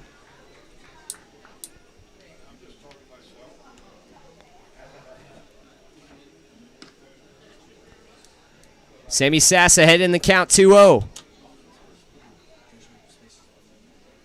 Here comes the pitch. This one's grounded left side, and it is through for a base hit. Harry Jackson is waved around third and coming home. The throw is not cut off. Missing it was the shortstop Tyler Borges, and as a result, Harry Jackson can come in standing up. The Joes have tied the game. 3 straight hits from the top of the order. Sammy Sass gets his second hit of the day, and he's aboard, and this game's all tied up. Back and forth we go here in Richmond. This has certainly been an exciting one, and now that'll be the end of Patrick Woltimate's day, as we will get a new pitcher for the Richmond Jazz. Runner on first, 1 out here from McBride Stadium. The Joes have tied it here in the top of the 5th inning. When we return, a new man on the mound for Richmond. You're listening to Hamilton Joes Baseball on YouTube. ADG Services is Hamilton and Fairfield's most trusted painting contractors, offering deck staining, sealing, and waterproofing, as well as drywall texturing and exterior and interior painting, as well as many other services. ADG Services is your way to go for all your painting needs. Visit them at 456 Sims Road in Fairfield, or give them a call at 513-295-2767. ADG Services, a proud sponsor of the Hamilton Joes. All Wealth Federal Credit Union is committed to providing for you. Through convenient online banking, home and auto loans, saving accounts, checking accounts, credit cards, and more, All Wealth can provide for all of your banking needs. Located at 6 South 2nd Street in Hamilton, they can be found on the phone at 513-868-5881 or online at allwealth.org. All Wealth, supporting those who serve us. Butler County Mental Health and Addiction Recovery Services, in partnership with the community, is here to provide comprehensive recovery-oriented system of care and prevention. In addition, we continuously improve the quality of life of Butler County citizens through the support of addiction and mental health recovery services. Butler County Mental Health and Addiction Recovery, a proud sponsor of your Hamilton Joes. Bridgewater Falls offers guests a unique shopping experience with more than 30 shopping destinations, including Target, JCPenney, Ulta, Best Buy, Michaels, Dick's Sporting Goods, and many more. Bridgewater Falls also has a wide variety of delicious dining destinations. From burgers to pizza to sushi, experience all the flavors of Bridgewater Falls. Bridgewater Falls is located just off the Butler County Veterans Highway, Ohio 129, at the corner of Princeton Road and Bypass 4. Come experience a great shopping, dining, and services in the heart of Fairfield Township, Ohio. At Brown Dawson Flick Funeral Home, we don't just care for the recently departed. We serve those who held them most dearly.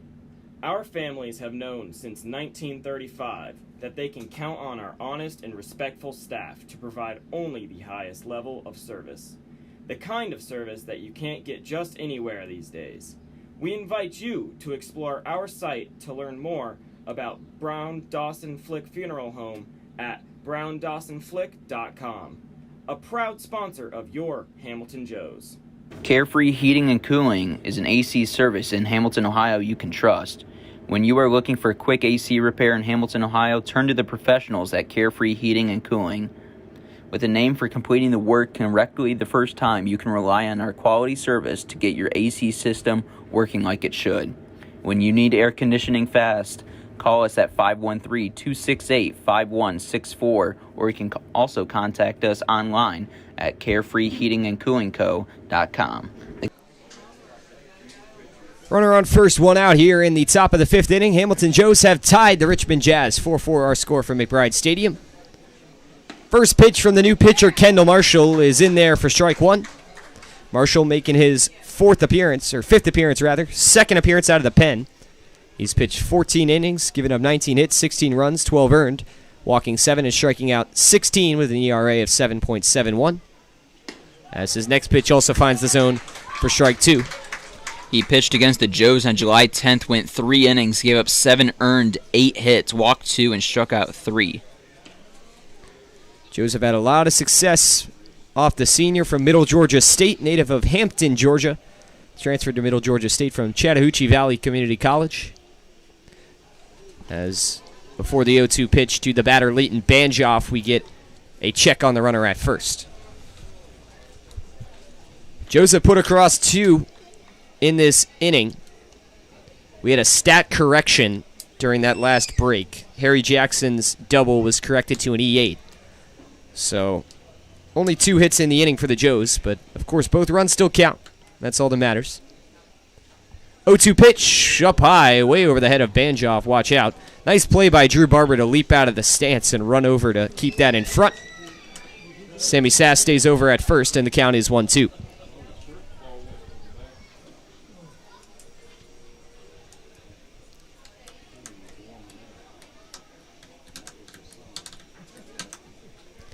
One ball and 2 strikes. Marshall looks back at first and now sets. And throws. Runner goes. This is a breaking ball from the knees. Throwing to second is Barber, and the throw is not in time. Sammy Sass steals the bag, and now the count is 2-2 to Leighton Banjoff. Base hit could potentially give the Joes the lead. They've already scored 2 in the inning to tie it up. Banjoff's flown out to left field both his at-bats, but all the way to the warning track both times. Joes have had a lot of success with 2 strike counts today. We'll see if he can continue that trend. Sass with a big lead over at second. 2-2 pitch, swing and a miss. Banjoff is trying to put that one over the wall, and he's not able to get the barrel on the ball. That's the second out of the inning, and now Luke Arnold will come in with 2 down.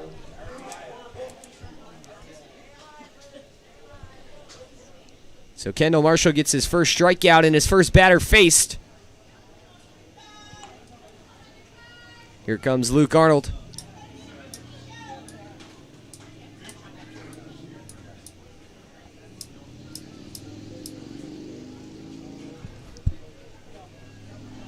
Long pause before the first pitch to Arnold. Marshall takes a couple looks between second and home before delivering a way off speed breaking ball that freezes Luke. Strike 1.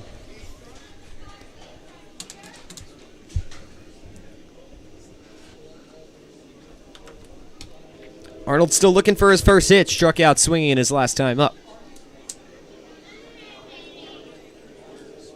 0-1 the count. Marshall takes a long look at second and now throws home. Big cut and a miss on the high fastball there from Arnold. He got a piece on the foul tip, but couldn't put it in play. That's strike 2.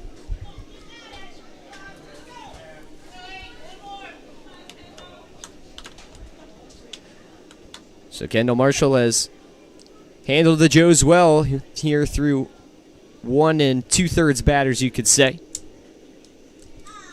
But everything can change with just one swing. 0-2 pitch. On the way. This one is fouled off. Out of play. Back behind home plate and to the right side. Count remains 0-2 to Arnold.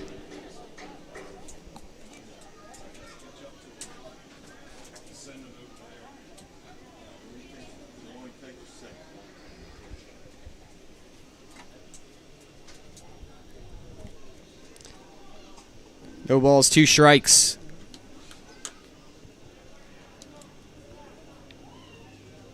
Marshall sets on the rubber. Looks at second. Now throws home. This one's off the end of the bat. Looper into shallow center. Coming in is Leandre Turner. He watches it bounce in front of him. It's a base hit. Coming home and getting in there, standing up, is Sammy Sass. And the Joes retake the lead for the first time since way back in the first inning. It's 5-4. Yeah, Luke Arnold able to get a piece of that fastball off the end of the bat, but just in front of Leandre Turner for a bloop single. And the Joes have the lead, like you said, Luke, for the first time since it was 1-0 back in the top of the first inning. Great at-bat there from Luke Arnold. And he is rewarded with an RBI. John Sanjul will come in. He is 1 for 2. He was singled in his last at-bat. It was the only hit for the Joes in the last inning. Runner on first, 2 outs. Marshall takes a long pause on the mound and now deals home. Sanjul takes this one on the outside corner for strike 1.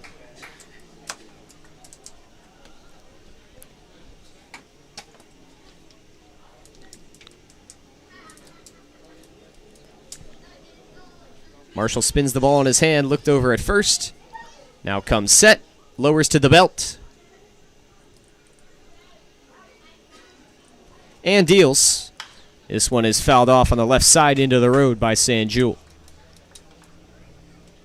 Update from the GLSCL North. After 2.5 innings, Lima Locos lead the Sandusky Bay Ice Haulers by a 2-1 score.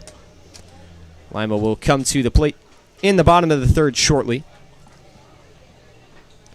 Of course, the winner of this series will play the winner of that one in the GLSCL Championship Series. Joe's looking to punch their ticket tonight. Marshall's 0-2. Breaking ball that hangs. This one's punched out into left field and down for a base hit by Sanjul. Back-to-back hits for the Joes with 2 away, and now they're on first and second for Logan Castleman. Great piece of hitting there from Sanjul. Waiting on that breaking ball and able to get his hands through and slap it into left center, or left field rather, for another hit. It is the 4th hit of the inning for the Joes. And Castleman has the opportunity to extend the Joes' lead now with runners on first and second, 2 outs. Castleman, the 8th batter to come to the plate in this inning. Marshall takes a breath on the mound. Takes a couple looks between second and home and now gives the first pitch to Castleman. He swings and misses for strike 1. Castleman just a tad late on that fastball. Kendall Marshall throws pretty fast. Yeah, and it's certainly a big difference compared to Patrick Woltemade, who was more of an off-speed guy. He had a lot of movement, but couldn't blow it by you like Marshall can. This one, though, is crushed by Castleman. Back in center field is Turner. He leaps up, and he can't make the catch over his head. 1 run will score. Here comes Sanjul around third. Logan Castleman is chugging to get the triple, and he will get there standing up. It is 2 RBIs for Logan, and the Joes extend their lead. Big time at bat from Logan. Crushed it off the bat, and Leandre Turner couldn't get to it over his head all the way to the fence. And this Logan Castleman couldn't get the triple last night, but it gets it tonight. Yeah, Castleman was denied yesterday. He was at second and was heading to third, but he was thrown out. This time, though, he won't be thrown out again. The Joes have officially batted around. Dalton Miller, the last Hamilton player to come to the plate this inning. Runner on third, 2 outs. First pitch to Dalton is fouled straight back. Joes now lead 7-4 after trailing 4-2 coming into this inning, and they got a juice of momentum that they really needed here in this top of the 5th.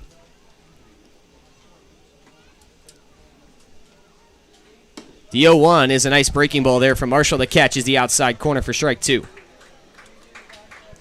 So Marshall looked really good. He was sitting pretty, just 1 strike away from getting out of this inning with Luke Arnold at the plate. But he was able to get a bloop single that scored a run. And then the Joes put together 2 more hits after him to give them a 3-run lead. 0-2, Miller reaches out for it. It's a 2-hopper over to third. Waiting on it is Chatham, and dropping it over at first is Ben Huber. A run scores, and the Joes are now doubling up on the Jazz in an 8-4 game. And, man, Richmond just cannot seem to catch a break right now. It's all about defense, Luke. We saw Leandre Turner drop a ball that he probably catches in center field. We saw an error from the center fielder Leandre Turner from Harry Jackson when he dropped probably a fly ball he usually catches. And then one that landed just in front of him from the bat of Luke Arnold, and then Castleman over his head by a matter of inches. Now runner on first with 2 outs. First pitch, big swing and a miss from Garrett Staten for strike 1. Garrett is 1 for 2. Struck out to lead off this inning, but the Joes have since rebounded, you could say. 6 runs come across for them. The 0-1 pitch. We wait on momentarily, and now we won't get it as Marshall will just step off, and he did not do it properly. It is a balk. Dalton Miller advances into scoring position. Jazz need to settle down. They trail by 4 runs. You don't want to give up any more after a terrible inning from the Jazz defense. They've certainly had a rough go at it here in this inning as they now trail, but they're going to have to collect themselves as their season is on the line here today. 0-1 pitch is in on the hands of Staten. That's ball 1. Staten led off the inning with a strikeout. trying to join the hit party. 5 hits in the inning for the Joes. They've put a 6 across here in the 4th.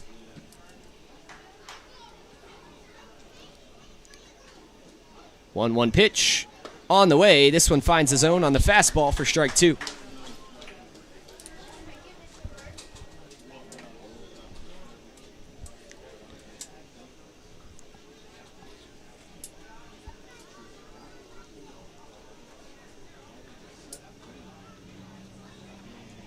One ball in, 2 strikes to Garrett Staten. Marshall takes a long look at second and now throws home. This is a jam shot traveling into shallow left field. Making a great catch is Tyler Borges, and that will retire the side. Tyler Borges with a web gem, but that was not necessarily the reflection that the Jazz defense had for the rest of the inning. 2 errors and 6 runs come across for the Joes as they bat around. 8-4 our score as we head to the bottom of the 4th, or the bottom of the 5th rather. Jazz looking to collect themselves here from McBride Stadium.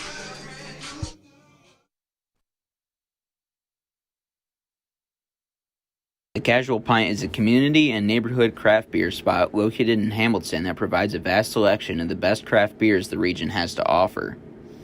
They also offer a great selection of food options from appetizers to entrees, so if you just need a snack while you socialize or want to enjoy lunch or dinner, they have something that will hit the spot.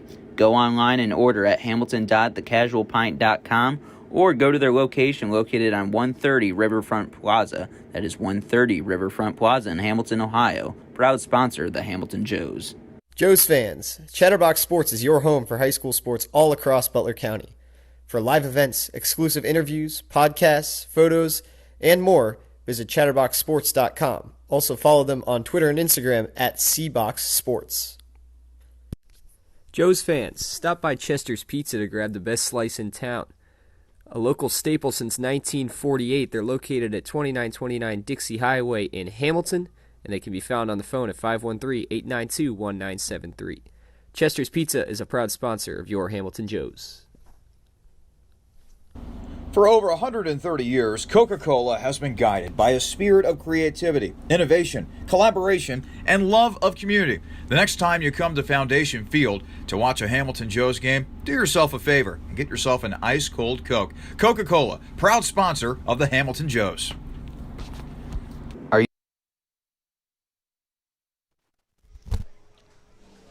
Leading off here in the bottom of the 5th inning for the Jazz.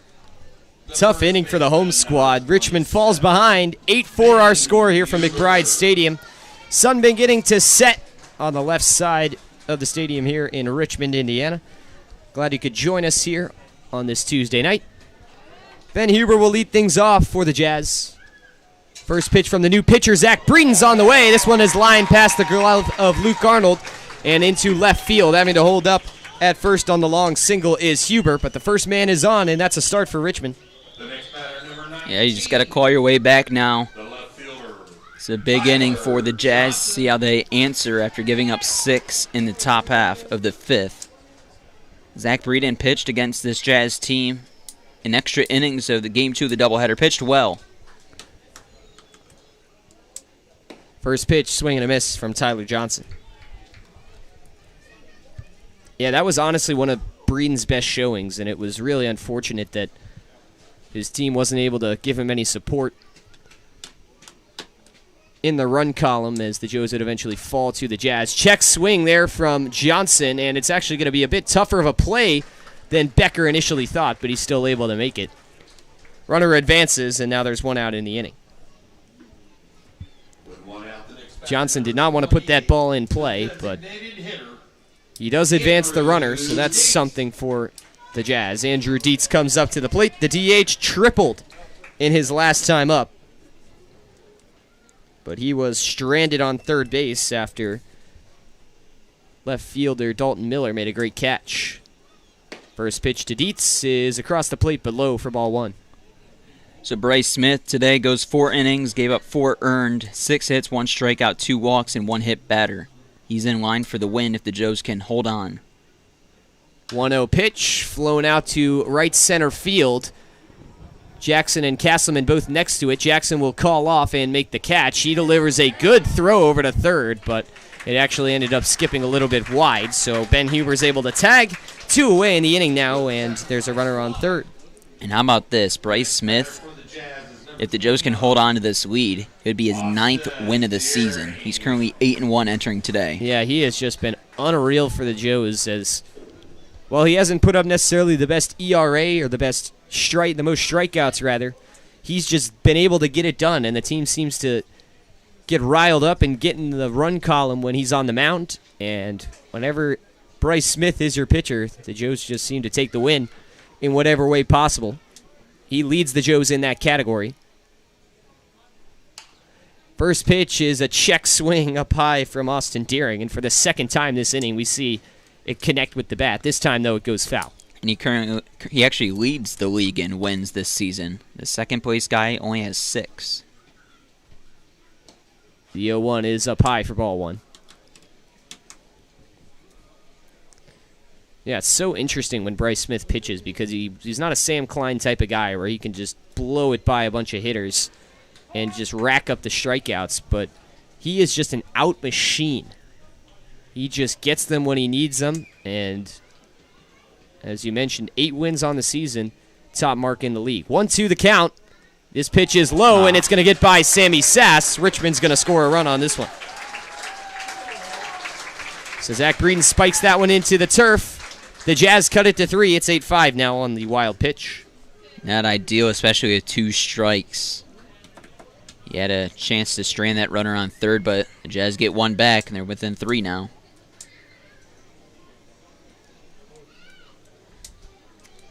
Two balls and 2 strikes the count to Austin Deering, who is still searching around for his first hit. 0 for 2 on the day. The pitch from Breeden is reached for and grounded up the right side just underneath Cole Becker's glove. There's the first hit for Austin Deering. It's a base knock. The next batter, the center fielder, number 11, Leandre Turner. Leandre Turner will now come up as he put on the donut and gave the bat some runs in a circle. Stretching out that left arm, and now he'll dig in. Runner on first, 2 outs. Richmond has got 1 back in this inning. Turner looking to make it more.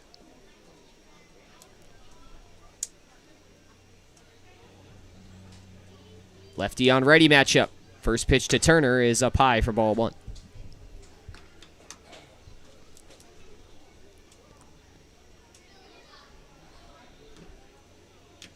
One ball and no strikes.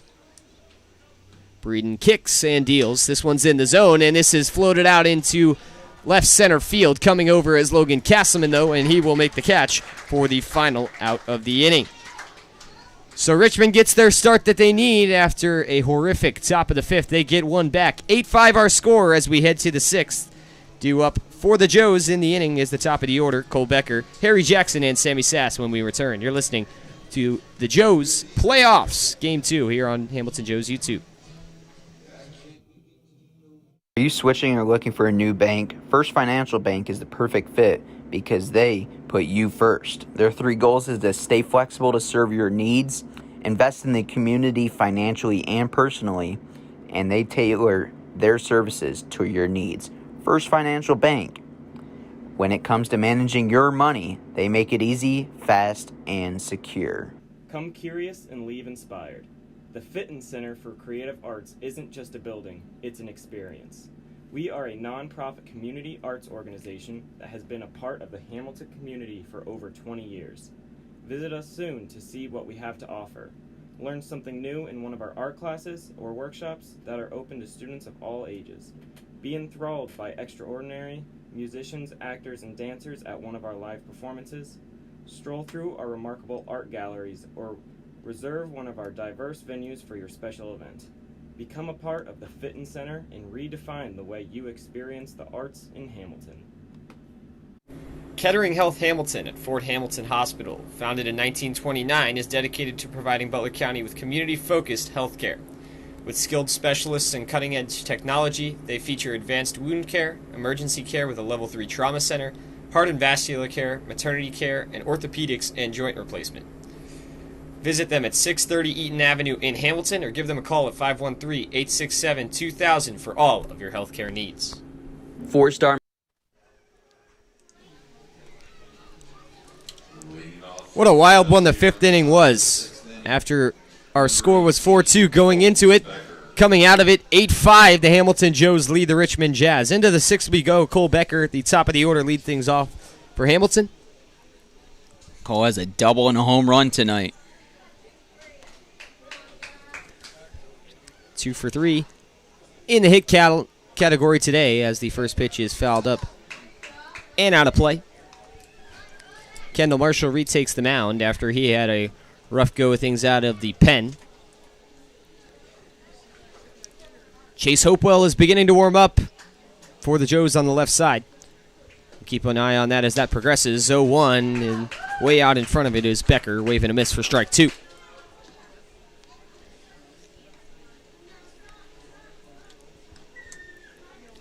No balls, 2 strikes.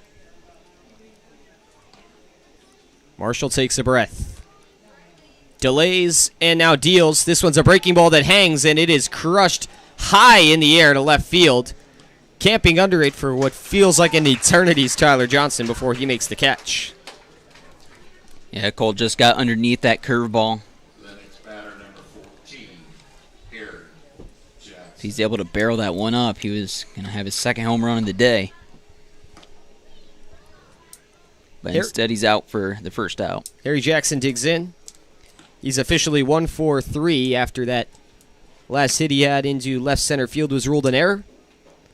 First pitch popped up, but this is going to get out of play and land just behind the covering of the grandstand here at McBride Stadium.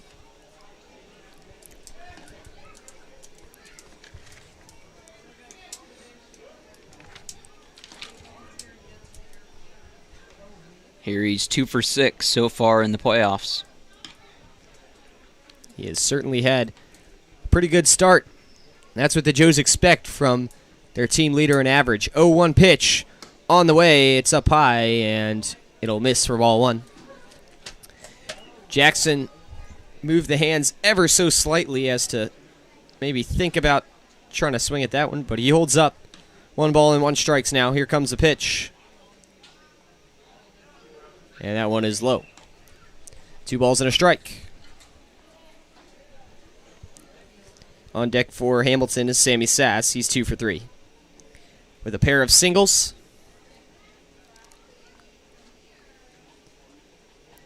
From the windup, Marshall's 1-1 offering is on the way, and this time it finds the zone for strike 2. Chase Hopewell starting to warm up in the Joes' pen. Zach Breeden is over there as well. Zach came in the last inning in relief of Bryce Smith. Gave up 1 run. I would assume Breeden would come back for another inning. And if he's able to have a clean 6th, you could hope that maybe Chase Hopewell could finish this out. 2-2. That one just missed low. And the count is full. Harry Jackson holding his breath in the box. Waiting for Joe Kimbrough to call that one. And he gets the benefit. Full count pitch coming up. It's in the air. And this one is fouled off right side. 3 Jazz players racing after it. And this one's going to get out of play. That one was just over the fence on the right side. As Ben Huber, KJ Curry, and Austin Deering from first, second, and right field, respectively, all were charging after it. Count remains 3-2 to Harry Jackson. Bases empty, 1 out.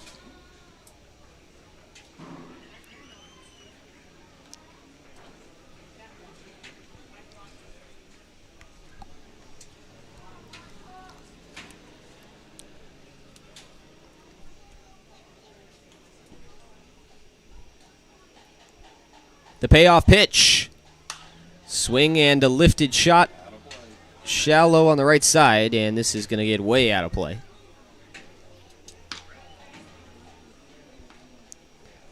The count remains 3-2 to Harry Jackson. Chase Hopewell has now made his way all the way back to the pitcher's mound in the bullpen.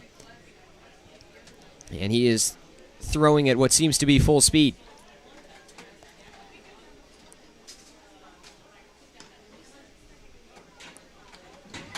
3-2. Once again, this is a breaking ball, and did Jackson go around? He did not. He kind of turned into it as to avoid it, and in the process brought his bat a bit of the way around, but he did not go too far, and he works the walk. The next batter, number 22, Sam. Great at-bat there from Jackson. He fights off a few. And now there's a base runner for Sammy Sass.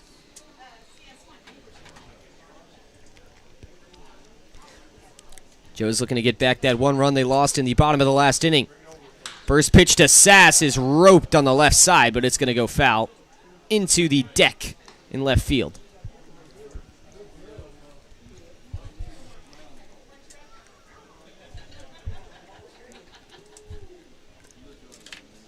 Oh and 1 to Sass. Batted .282 in the regular season for the Joes. First team All-Horizon League at Wright State this past season as a COVID freshman. Runner goes on the 0-1. The pitch is up high. The throw down to second is not in time. It was a pretty quick transfer by Drew Barber, but the tag was just evaded by Harry Jackson, and now he's in scoring position. Count 1-1 to Sammy Sass.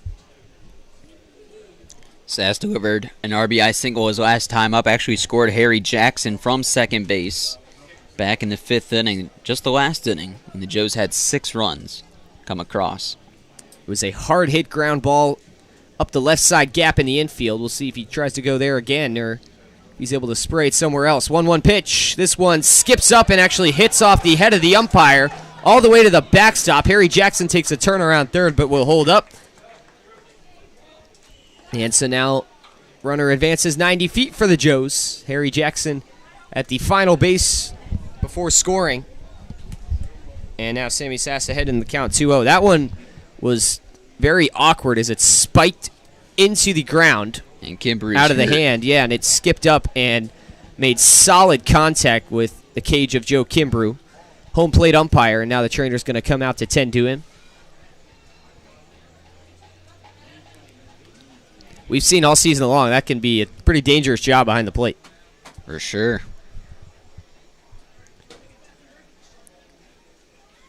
Situation is a 2-1 count to Sammy Sass. Runner on third with 1 out. Joes lead the Richmond Jazz 8-5.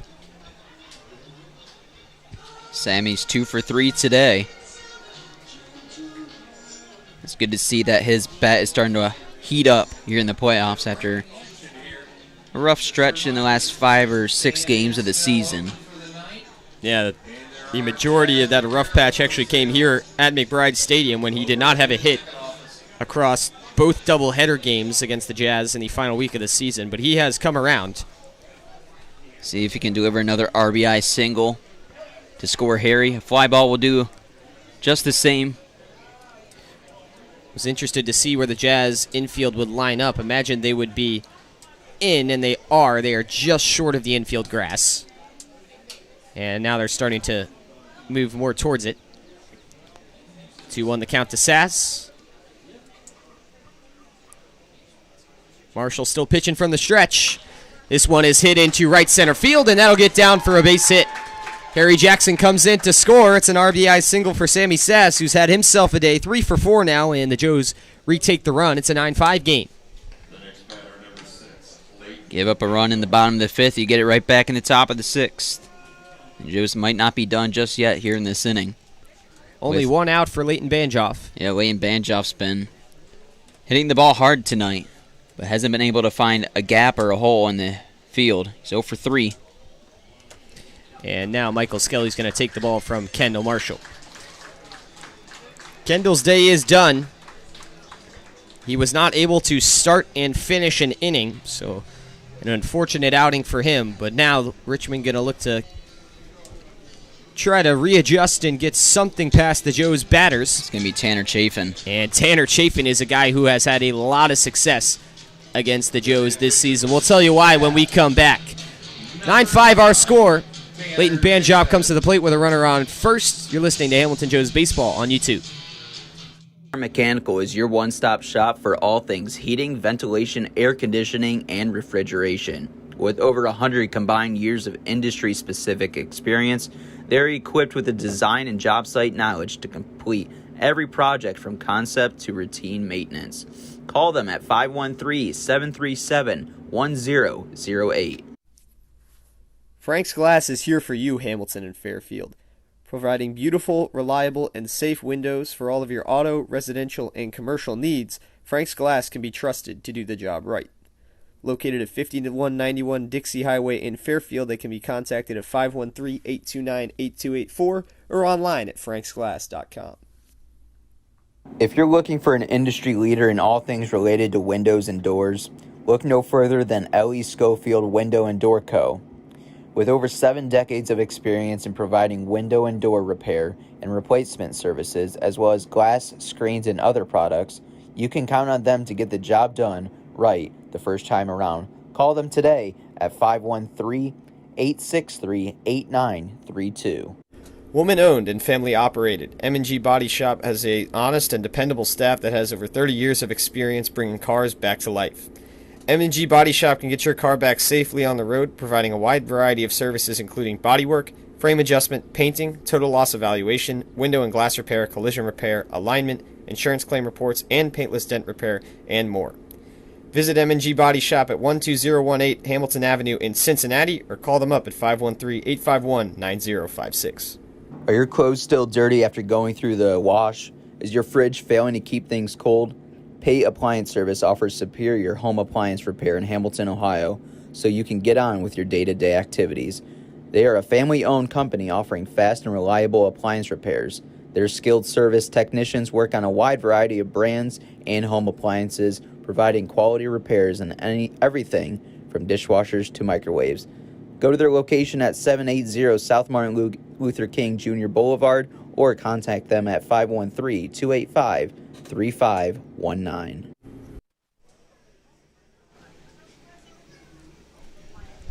Tanner Chafin comes into the game in relief of Kendall Marshall. He's had a lot of success against the Joes this season, and he is a sidearm thrower. He'll face Leighton Banjoff as his first batter. Chafin's been the go-to guy out of the bullpen for the Jazz this year, making his 18th appearance. He's pitched 32 and 2/3 innings, giving up 25 hits, 8 runs, only 3 earned, walking 11 and striking out 28, good enough for an ERA of .82. Runner on first, 1 out. First pitch runs inside to Banjoff for ball 1.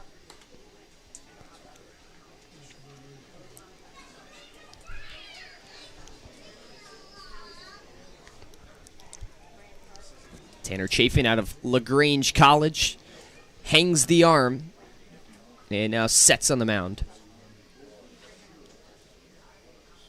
And he fires in the 1-0. This one catches the outside corner for strike 1.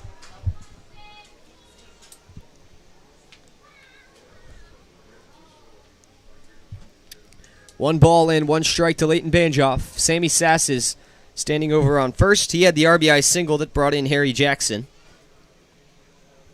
to make it a 9-5 ball game. 1-1 hangs, but not able to square it up is Banjoff. He foul tips it, strike 2.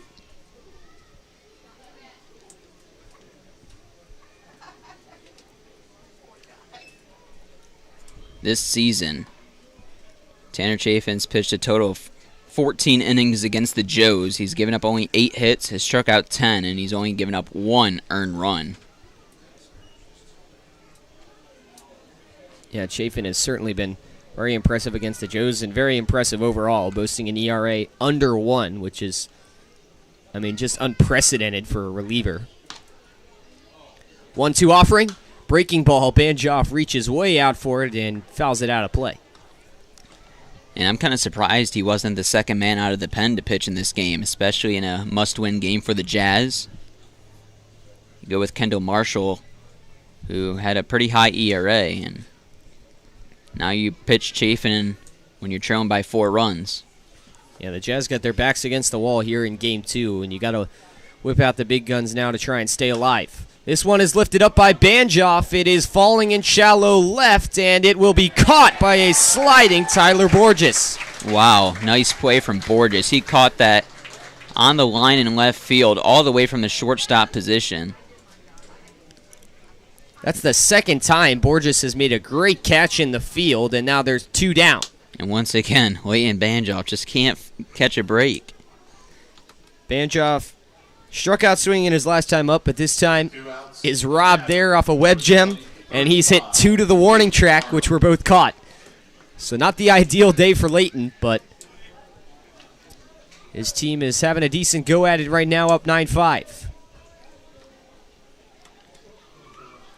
Runner on first, 2 outs. Chafin ducks and now throws the first pitch. It's a nice breaking ball in there for strike 1 to Luke Arnold.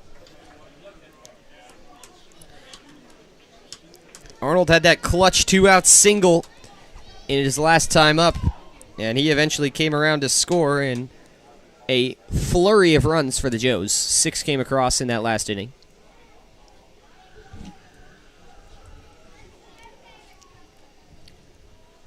Oh and 1, the count to Luke Arnold. Sass is leaning at first, and now Chafin's going to check on him. He does get back in time.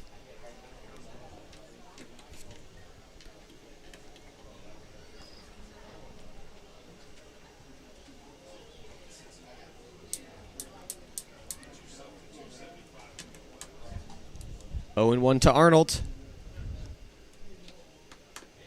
Pitch is on the way. Runner goes. It dives low. Throw over to second is a bouncer that trickles by the glove of K.J. Curry. Sammy Sass steals the bag, and he's in scoring position now.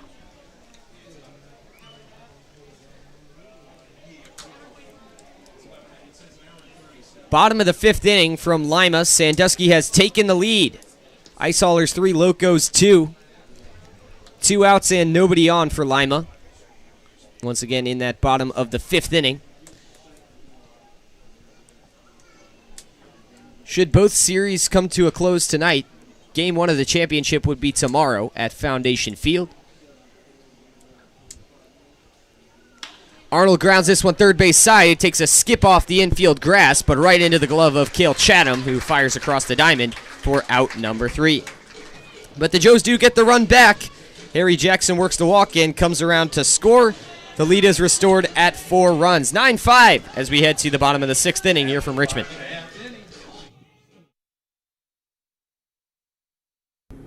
Pfefferly Tire and Auto is your car's home for all of its needs. Whether you just need a quick oil change, a repair, or you're in the market for new tires, Pfefferly will get it done with professionalism and honesty. And with convenient locations in both Fairfield and Hamilton, there's always a place nearby. Planet Fitness strives to create a workout environment where everyone feels accepted and respected. That's why at Planet Fitness Hamilton, Ohio, we take care to make sure our club is clean and welcoming, our staff is friendly, and our certified trainers are ready to help. Whether you're a first-time gym user or a fitness veteran, you'll always have a home in our judgment-free zone. Queen City Hospice is your local, independently owned and operated center that is dedicated to providing patient-centered care and support to residents of the greater Cincinnati area in whatever place they call home. We understand that our staff is the most important aspect of our organization, and that is why we hire only the most qualified and compassionate individuals in the industry. This is why our care is second to none. Get ready, Joes fans. Raising Cane's is coming to Hamilton. Opening June 29th at 1479 Main Street, you can enjoy the world-famous flavor of Raising Cane's chicken fingers. Can't wait? Head down to Fairfield, where there's a Cane's located at 5120 Dixie Highway that can satisfy all your cravings right now. Raising Cane's is a proud sponsor of the Hamilton Joes. Hungry Joes fans, stop by Richard's Pizza before, during, or after the Hamilton Joes game. Order a pizza that was voted #1 best pizza in Butler County, or order one of their famous Italian steak sandwiches at Richard's Pizza, located on 417 Main Street. You can order online or stop by Richard's Pizza for your next delicious meal. The Robinson Fence Company of Hamilton has been serving the community for over 27 years. Receiving an A+ rating from the Better Business Bureau, they have been Hamilton's top choice for gating and fencing needs. Give them a visit at 1635 Howell Avenue in Hamilton, or give them a call at 513-867-0080. At Smoothie King Fairfield, we believe in helping each guest meet their health and fitness goals. That's why our ingredients are chosen carefully, and every one of our blends is crafted purposely so you can rule the day. We can find the perfect blend for you with whole non-GMO fruits, organic veggies, and no artificial colors, flavors, or preservatives. We're ready to serve you a healthy meal on the go with contactless pickup and delivery options. Visit us at 8744 Michael Lane in Fairfield, Ohio, or give us a call at 513-829-0824. Smoothie King, smoothies with a purpose. Story Point Fairfield isn't just a place to reside. It's a place for residents to truly shine every day, offering a diverse range of senior living services. Our community is designed to suit all resident lifestyles, from highly independent seniors to those who may require day-to-day assistance. Every resident becomes a member of our community. We strive to make sure each moment of each day is something to remember. Whether you need one surface for multiple sports or a sports-specific field build, the Motts Group is here to help. Their experience ranges from professional sports clubs to educational institutions to community complexes, fueling teams with consistent, safe, and reliable fields. Contact them at 513-548-3622 to get your new turf field. Tri-Health Orthopedic.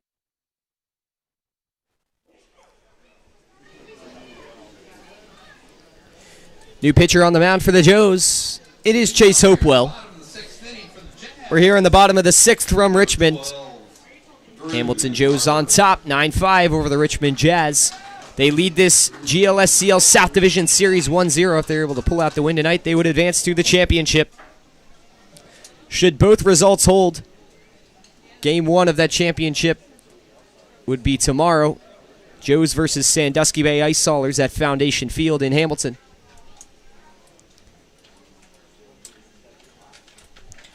The batter is the 8-hitter Drew Barber for the Jazz to lead off this inning. High leg kick and delivery from Hopewell is across the inside corner for strike one.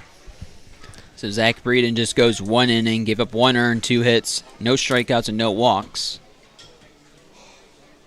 And Chase Hopewell, I would be assuming that he'd be going the last 3 here in Richmond. 0-1 is just low. Sammy Sass does its best to frame, but cannot pull it in. Hopewell is making his 15th appearance on the season, has a 1.98 ERA. 1 ball and 1 strike. Hopewell's pitch is high in the zone and fought off. He pitched against the Jazz in the doubleheader of Game 2 last week. Pitched 3 innings, gave up 1 earned run, 4 hits. Struggled with his command a little bit, walked 4 and struck out 5. 1 ball and 2 strikes to Drew Barber. Yeah, obviously he's going to look for a bit cleaner of an outing this time around. As he escaped that one, having only given up 1 run, but it could have been a couple more had he not escaped a couple of jams. And now we're going to get a quick stoppage here. I don't know if Tyler Thaman forgot to tell the umpire that Chase Hopewell came in or what, but regardless, doesn't look like anything came of it, and everyone will return to their respective positions.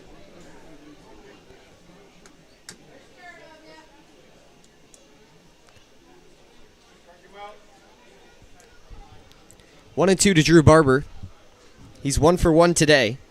Had a sac bunt in his last time up and a single the first time around. Hopewell's pitch is just low.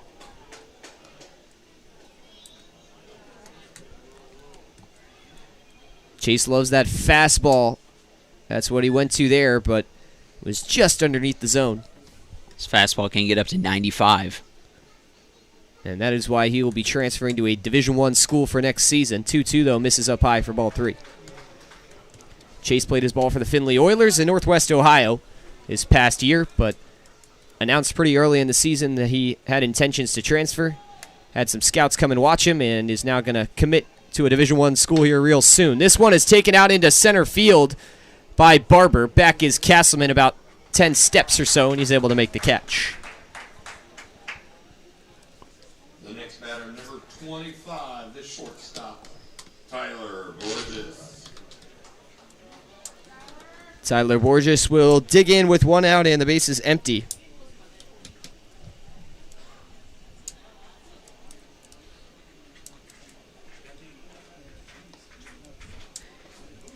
And this game has moved significantly slower than the one up in Lima, as that one is now all the way into the top of the 6th inning. We're on the bottom of the 6th, and we started a full hour earlier. So did not think we would get to see what the end result of that game was on the broadcast, but who knows, we might. 3-2 is the score right now. Sandusky leads. In our game, there's one out and the base is empty for the 9-hitter Tyler Borges. Righty on righty matchup. First pitch from Hopewell. Look out, it's in on the hands, and throwing himself out of the way is Borges for ball 1. Borges hit a sac fly his last time up in the 4th inning. That scored Leandre Turner. 1-0 pitch on the way, and this one falls into the dirt for ball 2.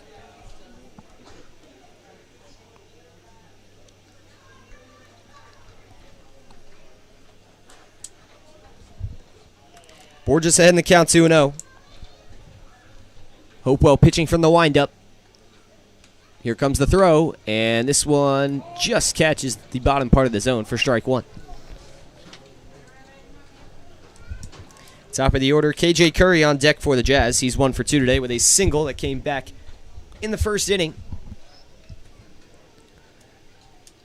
2-1 offering is lined over the head of Garrett Staten at short and into left field. Tyler Borges works the 1-out single. If Staten was maybe 3 or 4 inches taller, he might make that grab. The next batter for the Jazz, the second baseman. He tried his best at that one, jumped straight in the air as it was right over his head, but just a little too high. And now KJ Curry will come up with a base runner for Richmond.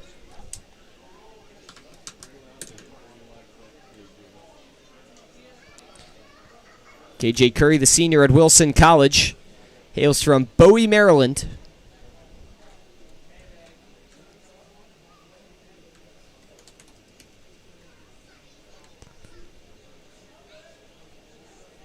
Bowie, of course, home of the minor league Base Sox of the AA Northeast, affiliate of the Baltimore Orioles. First pitch to Curry is outside for ball 1.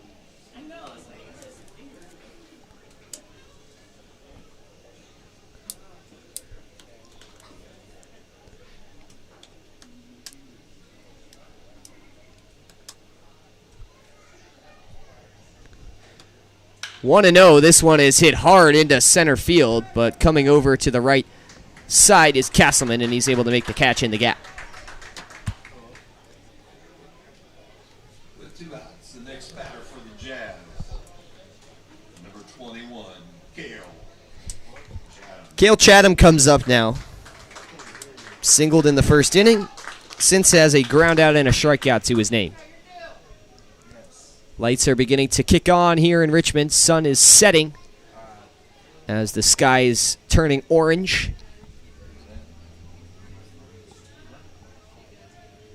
2 outs and a man on. Chase Hopewell will step off prior to delivering the first pitch.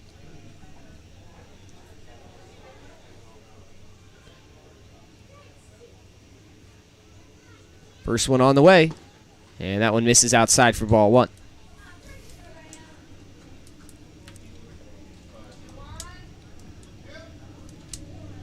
Teams are actually pretty level in hits. Joe's lead in that category, 11-9. But they hold a more sizable lead as it stands at 4. 1-0 pitch is in the same spot. Fastball this time outside for ball 2.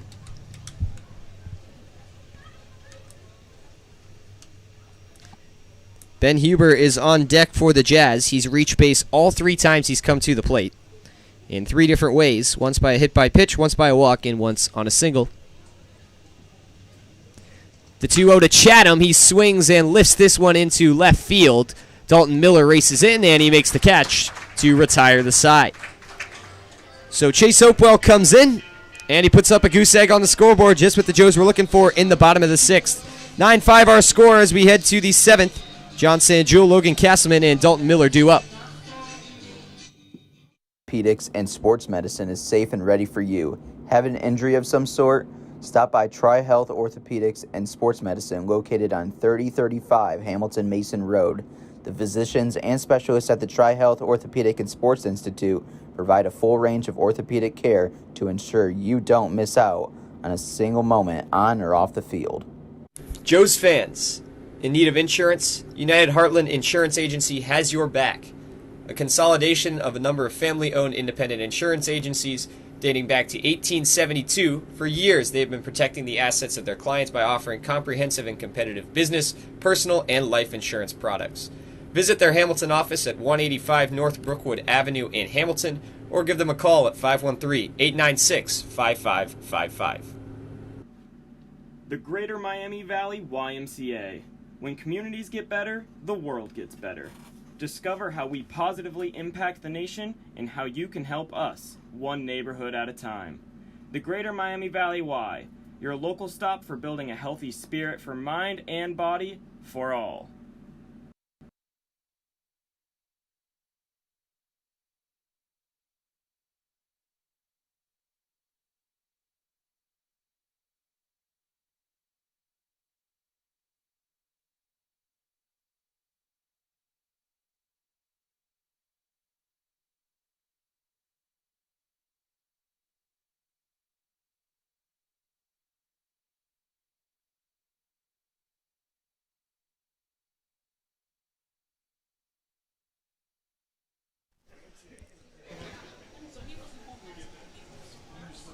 Joe's come up to the plate in the top of the 7th inning.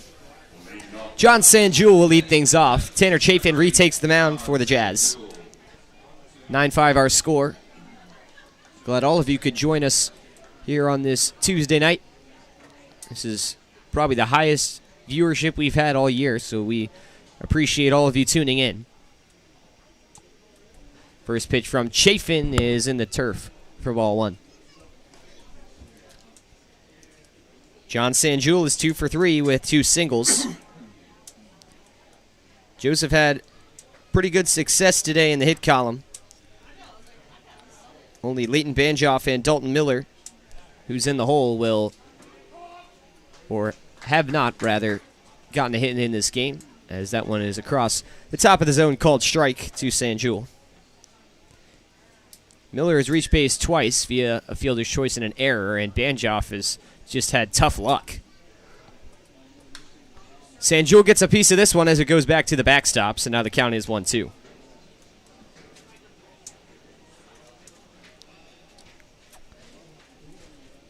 Yet again, we go to Lima, Ohio. Cole Ledbetter hits a 2 RBI single, and the Locos take a 4-3 lead. That game is in the bottom of the 6th inning. Nobody out still for Lima. Sandusky leads that series 1-0, so Lima's looking to extend it at home. Sanjul reaches out at this one and pokes it to the backstop again. The count remains 1-2.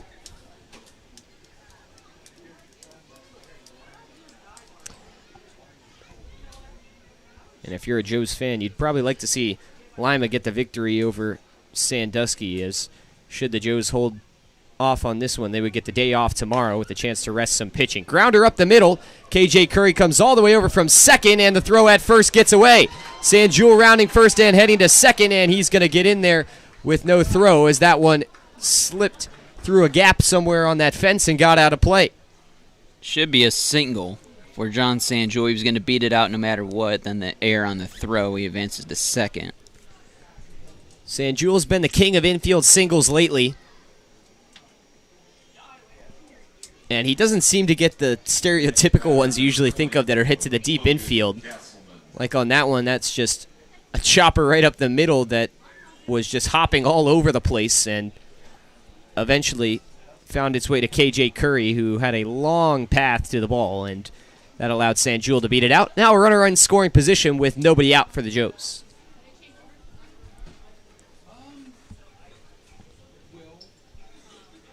Logan Castleman at the plate. He tripled in his last time up, came around to score. Chafin's first pitch, high in the zone. Castleman takes a hack and a miss for strike 1.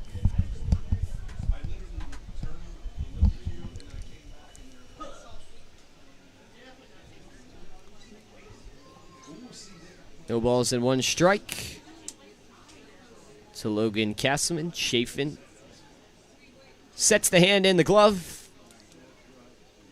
And now deals.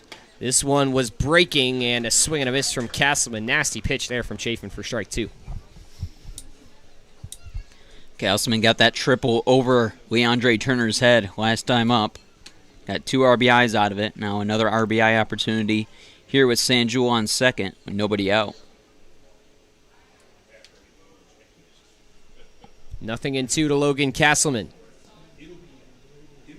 Here comes the pitch. Swing and a foul tip to the backstop. Castleman gets a piece and he stays alive at 0-2. Yeah, Leandre Turner out in center field has not had an ideal day, as he had that one get over his head and also committed an error off the hit into the left center gap from Harry Jackson on a ball that he might have been able to grab. And that allowed the Joes to eventually put across 6 runs, and what was really the deciding factor in giving them this lead.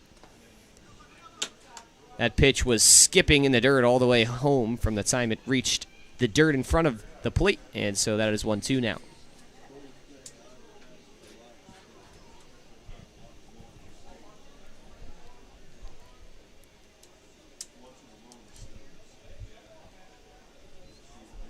One ball, 2 strikes. The pitch is low and in. Castleman takes it, and it evens the count.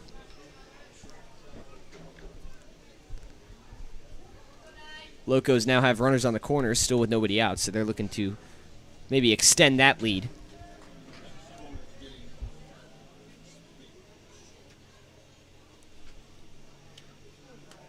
Two and 2 to Castleman, runner on second, nobody out.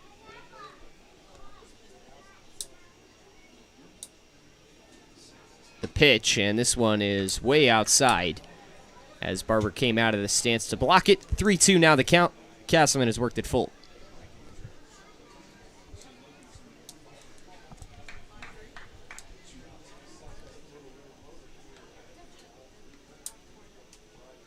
Long pause.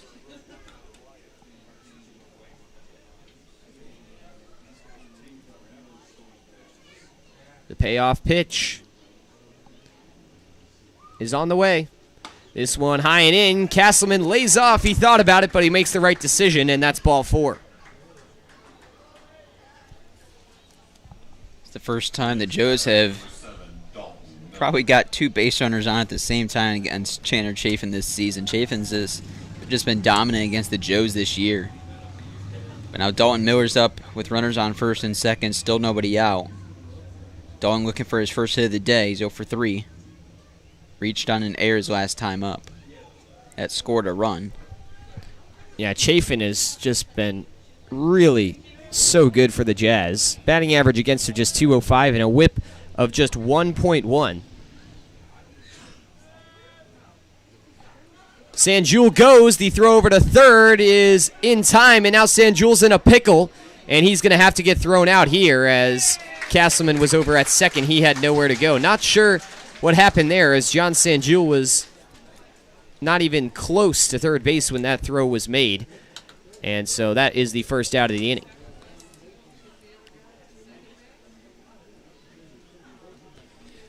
Yeah, I'm not sure if he just didn't get a good jump or what happened there. But on that same play, Castleman's at second base now. So there's still a runner in scoring position now for the Joes. Just an extra out and one less man on the base paths. 0-1 is the count to Dalton Miller. Chafin's pitch. This one's a jam shot on the hands, coming over and making the basket catch is Barber. Right in front of the Jazz dugout, and that is out number 2. For 2 outs, the next batter's number 9, Garrett Staten. 9-hitter Garrett Staten will come in. He's 1 for 3 today. He blasted a solo home run in his first time up, but since has struck out and popped out. 2 of his 3 at-bats came in the 5th inning as the Joes batted around.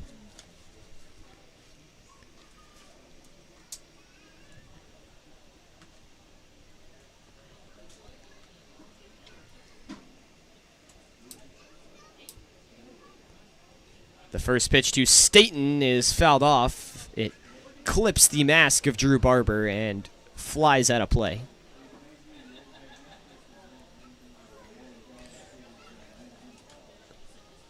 Lima Locos played 3 in the bottom of the 6th, so now heading into the 7th inning, it is a 5-3 game. Locos lead the Sandusky Bay Ice Haulers.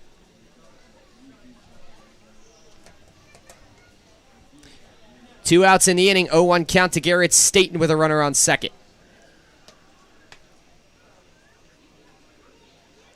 Chafin's pitch on the way. This is a breaking ball that is inside.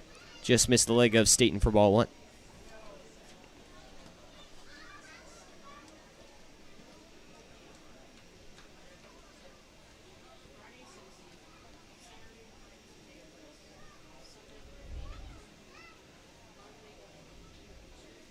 One and one the count to Garrett Staten.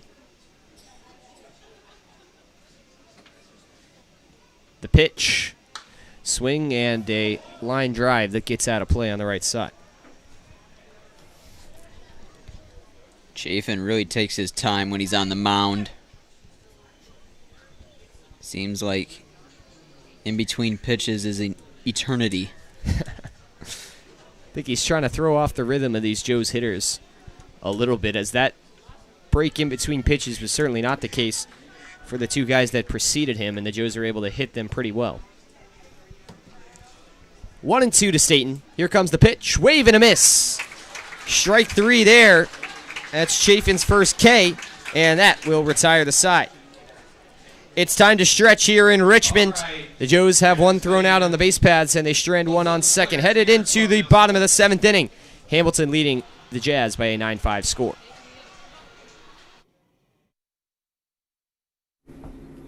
ADG Services is Hamilton and Fairfield's most trusted painting contractors, offering deck staining, sealing, and waterproofing, as well as drywall texturing and exterior and interior painting, as well as many other services. ADG Services is your way to go for all your painting needs.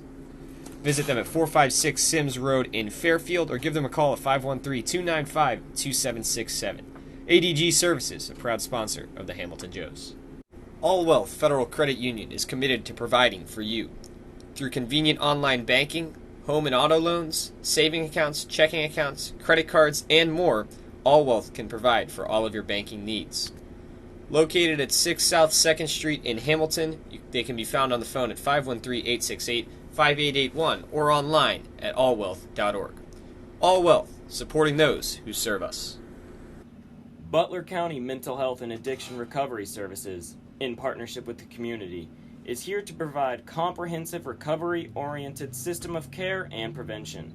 In addition, we continuously improve the quality of life of Butler County citizens through the support of addiction and mental health recovery services. Butler County Mental Health and Addiction Recovery, a proud sponsor of your Hamilton Joes. Bridgewater Falls offers guests a unique shopping experience with more than 30 shopping destinations, including Target, JCPenney, Ulta, Best Buy, Michaels, Dick's Sporting Goods, and many more. Bridgewater Falls also has a wide variety of delicious dining destinations. From burgers to pizza to sushi, experience all the flavors of Bridgewater Falls. Bridgewater Falls is located just off the Butler County Veterans Highway, Ohio 129, at the corner of Princeton Road and Bypass 4. Come experience a great shopping, dining, and services in the heart of Fairfield Leading off Township, here in the bottom of Ohio. the 7th inning for the Jazz. Chase Hopewell retakes the mound for the Joes here in the bottom of the 7th inning. Huber. Ben Huber, the first baseman, will lead things off. 1 for 1 with a single. He's also been hit, and he walked once. This is his first time seeing Chase Hopewell. He takes a first pitch strike.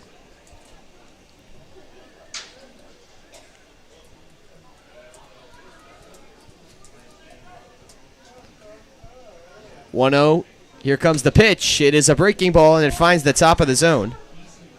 Nice one there from Chase, and that is strike 2.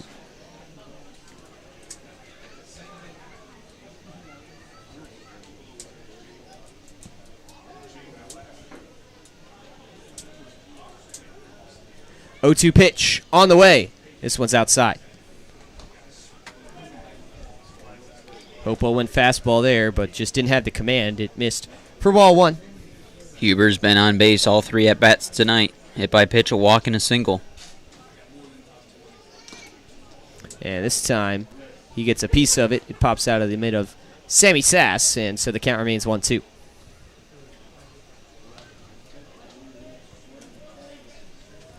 Tyler Johnson is on deck for Richmond. He's 1 for 3 today.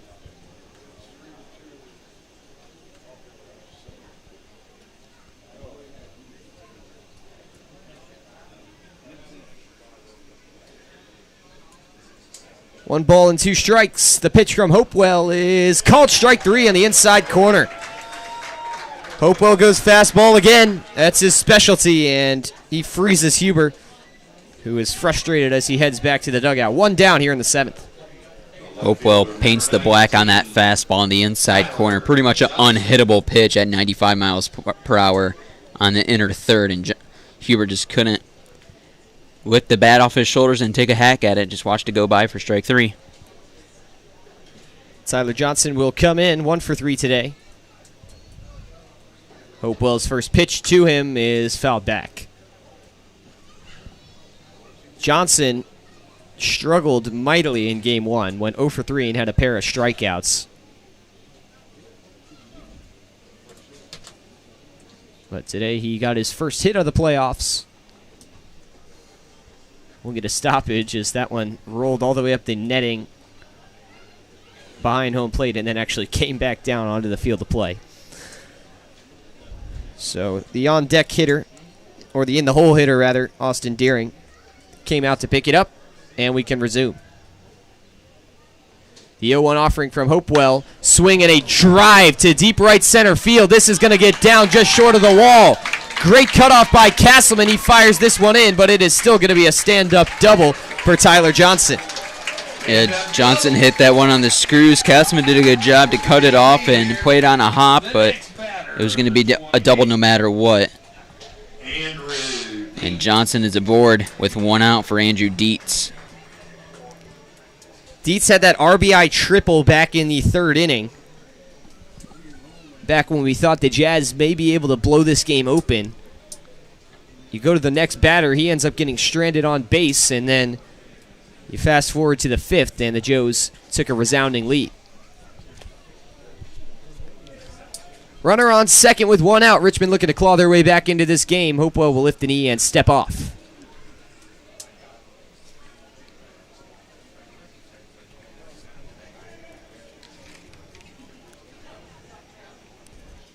And now he'll throw the first pitch, and it paints the black on the outside corner, strike 1. Dietz just 1 for 7 in the playoffs so far. Was hitless in yesterday's game, and like you said, had a triple back in the 3rd tonight.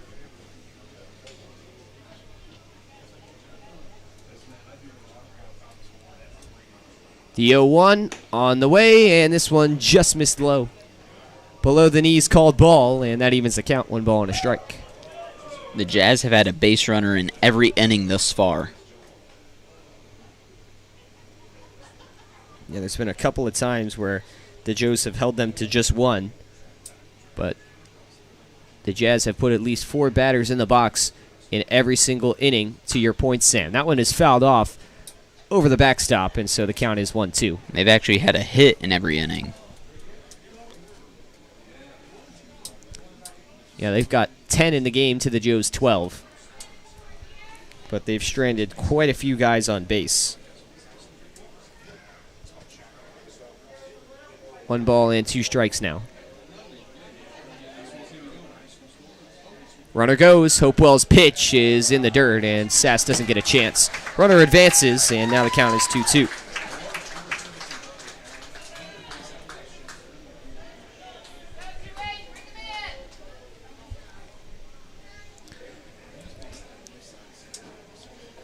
Two balls and 2 strikes to Andrew Dietz.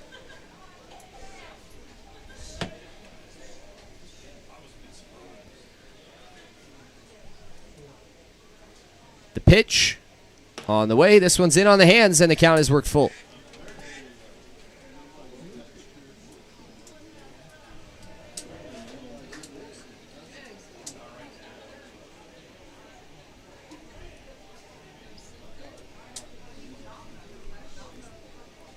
3-2, swing and a miss. Andrew Dietz down on strikes. That's the second strikeout for Hopewell in this inning. And now with 2 down, Austin Deering will come up. Big strikeout there from Chase Hopewell, just going with a fastball and blowing it by Andrew Dietz. And Dietz is retired for the second out.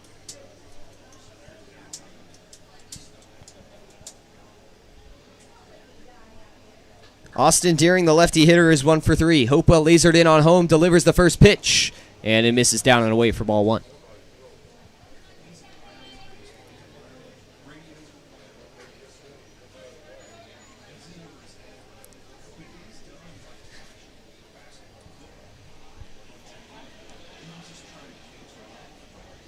One ball and no strikes. This one is hit into the gap in left center field. That'll get down for at least a base hit. It is cut off from Dalton Miller before it gets to the wall, but still racing over to second and getting in there is Austin Deering. RBI double, and the Jazz cut into the lead.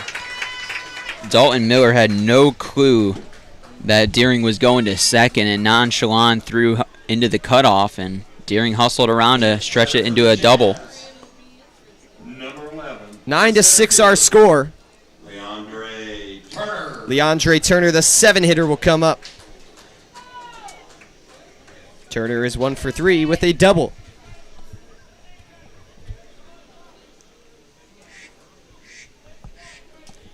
Every hitter in the Jazz lineup has a hit in this game, but Richmond still trails. They've got a chance to put this one really close, though, now. Down only 3 with a runner on second. First pitch, watch out. Leandre Turner, and that one actually clipped his uniform.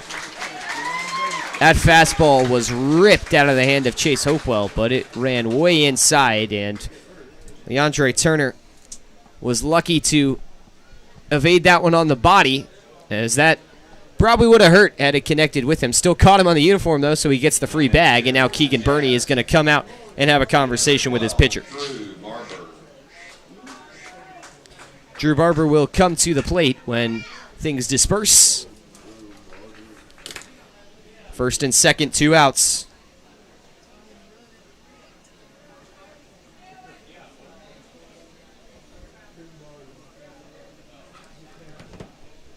Nine to 6 our score here in the bottom of the 7th inning.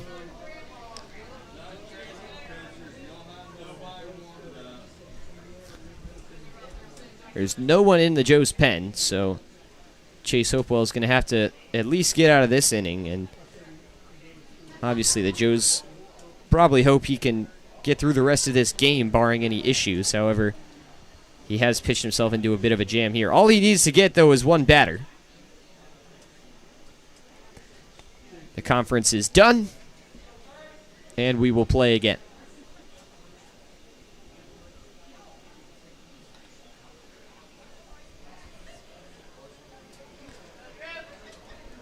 Drew Barber is 1 for 2. Had a sacrifice bunt back in the 4th and a single in his first time up. First pitch from Hopewell is just low.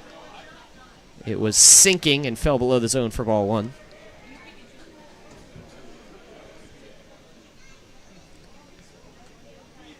Barber, the 8 hitter and catcher out of Newcastle, Indiana.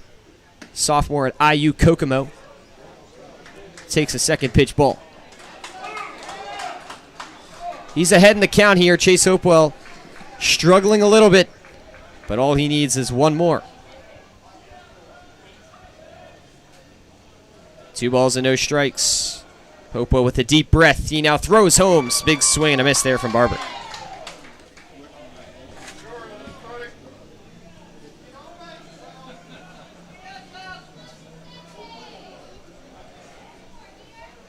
Drew Barber still in a hitter's count now, 2-1. And now he will call time. He'll kick some dirt around and now step back in.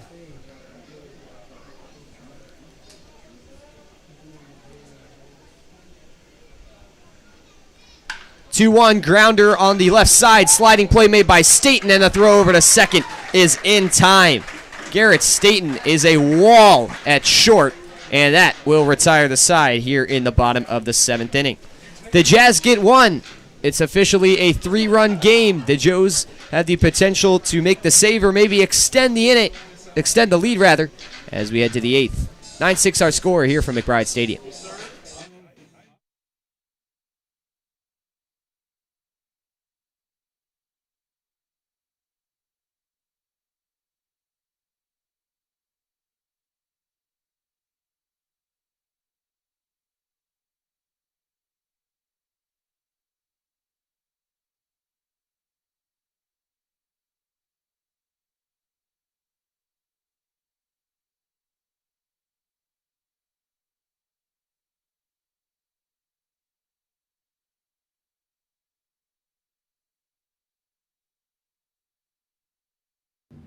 At Brown Dawson Flick Funeral Home, we don't just care for the recently departed. We serve those who held them most dearly. Our families have known since 1935 that they can count on our honest and respectful staff to provide only the highest level of service. The kind of service that you can't get just anywhere these days. We invite you to explore our site to learn more about Brown Dawson Flick Funeral Home at browndawsonflick.com, a proud sponsor of your Hamilton Joes. Carefree Heating and Cooling is an AC service in Hamilton, Ohio you can trust. When you are looking for a quick AC repair in Hamilton, Ohio, turn to the professionals at Carefree Heating and Cooling. With a name for completing the work correctly the first time, you can rely on our quality service to get your AC system working like it should. When you need air conditioning fast, call us at 513-268-5164, or you can also contact us online at carefreeheatingandcoolingco.com. The Casual Pint is a community and neighborhood craft beer spot located in Hamilton that provides a vast selection of the best craft beers the region has to offer. They also offer a great selection of food options from appetizers to entrees, so if you just need a snack while you socialize or want to enjoy lunch or dinner, they have something that will hit the spot. Go online and order at hamilton.thecasualpint.com or go to their location located on 130 Riverfront Plaza. That is 130 Riverfront Plaza in Hamilton, Ohio. Proud sponsor of the Hamilton Joes. Joe's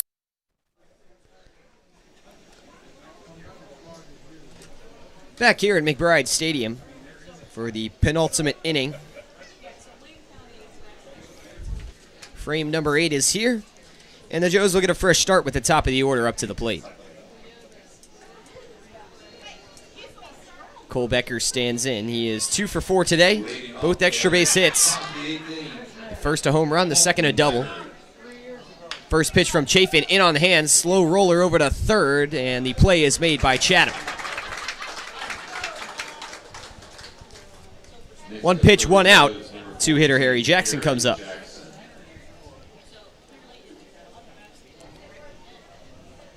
Jackson is 1 for 3. He scored 2 runs and was also stranded on third base.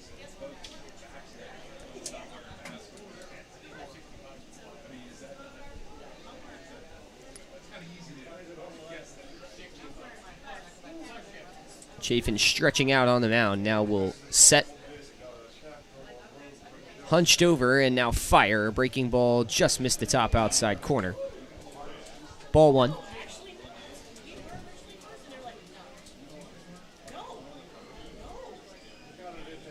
Sandusky Ice Haulers down to their final 3 outs, but first Lima will get a chance to maybe extend their lead. 5-3 the score as we will go to the bottom of the 8th inning. This one is crushed into left field going back. Johnson, this one's going to get past his outstretched glove.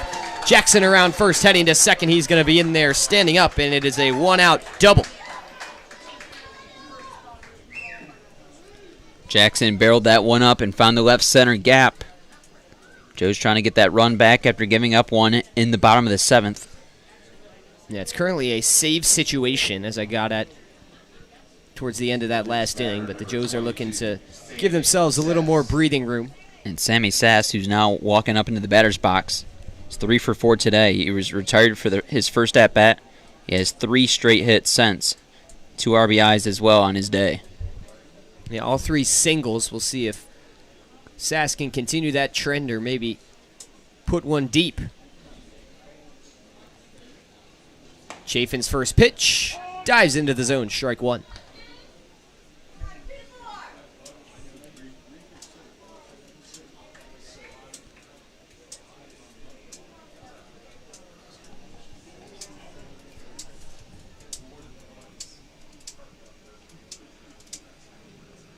Oh, 1 pitch to Sammy Sass is on the way, and check swing. Sass regrets that one as he shakes his head. Strike two. Sass can generate a lot of power. He's got a really kind of crunched up stance. He's almost coiled up like a spring in the batter's box.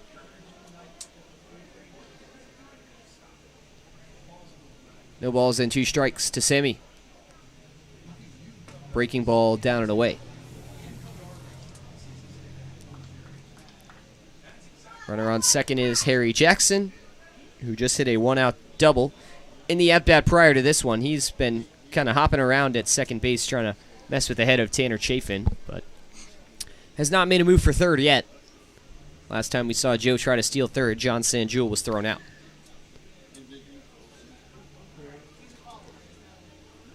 1-2 pitch on the way, swing and a miss. That was a nice changeup by Chafin. Sammy Sass just too far in front, couldn't make contact. And that is the second strikeout of Chafin's day, and that's a nasty one. Leighton Banjoff will come in with 2 down now and try to push this runner in scoring position across.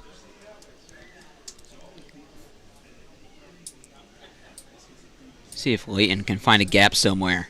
He has not had the luck on his side today, but still a chance to do something big here late.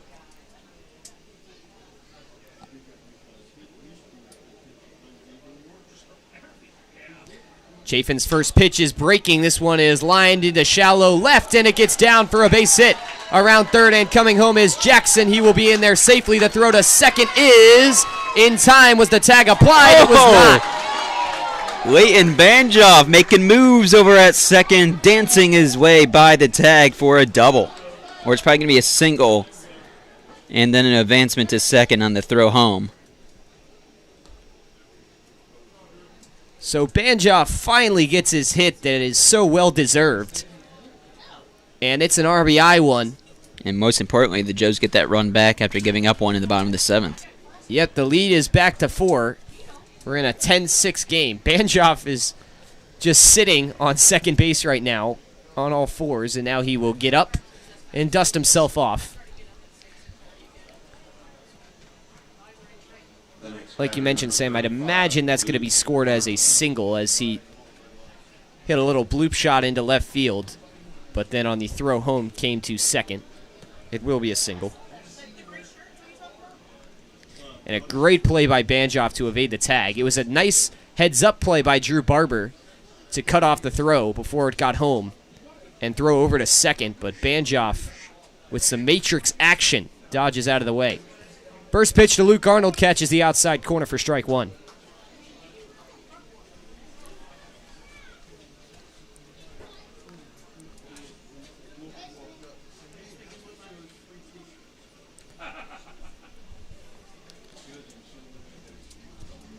Oh, 1 to Arnold. Pitch is on the way. This one is swung on and fouled back. That was just the second earned run given up by Tanner Chafin against the Joes this season in about 16 innings pitched. Yeah, he has just been a freak on the mound for the Jazz all year. But he's going to have to do something really special here and hold the Joes off the scoreboard if he wants to give his team a chance. He got some rosin and now is ready for the 0-2 pitch. Here it comes. Swing off the end of the bat. And that is fouled off. Joes lead this series 1-0. The Jazz need to get at least 4 on their final 6 outs if they want to keep their season alive. Joes looking to advance to the GLSCL Championship and capture their first title since 2016.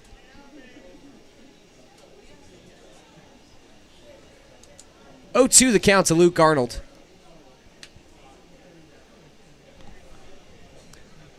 This one is inside, called strike 3.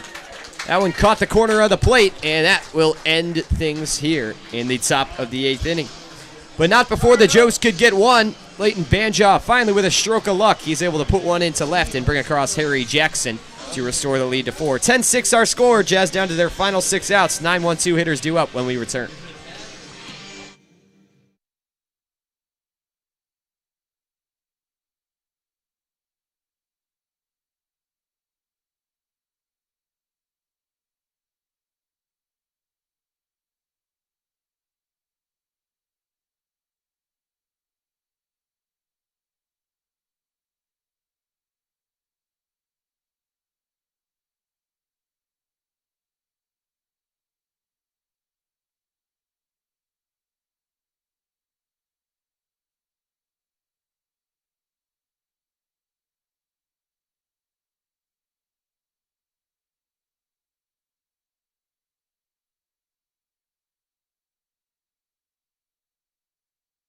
Fans, Chatterbox Sports is your home for high school sports all across Butler County. For live events, exclusive interviews, podcasts, photos, and more, visit chatterboxsports.com. Also follow them on Twitter and Instagram at CBoxSports. Joe's fans, stop by Chester's Pizza to grab the best slice in town.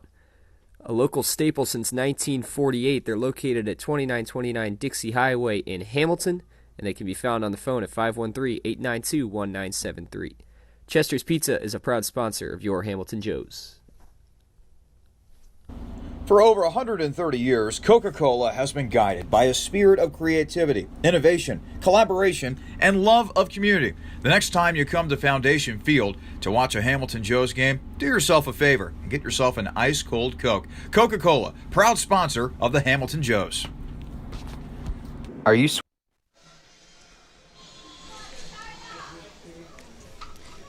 If the Jazz are going to cook something up, the time is now. Bottom of the 8th, Jazz down to their final 6 outs. Behind the Hamilton Joes by 4 runs. Tyler Borges, the 9-hitter, will lead things off. 1 for 2 today with an RBI. Chase Hopewell is back on the mound after giving up a run in that last inning. Hopewell's first pitch is across the plate for strike 1.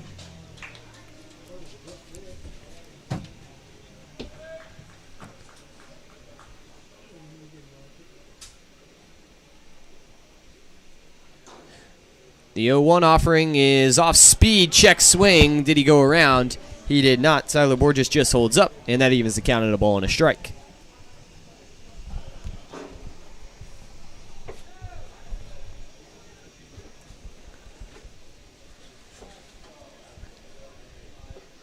One and one to Tyler Borges. Hopewell's pitch is spiked into the dirt for ball 2.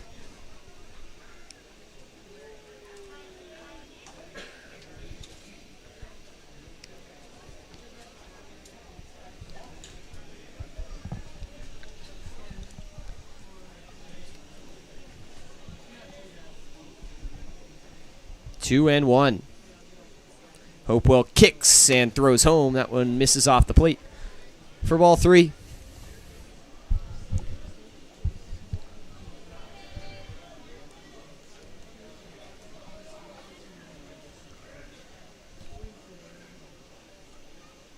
Three-one offering on the way.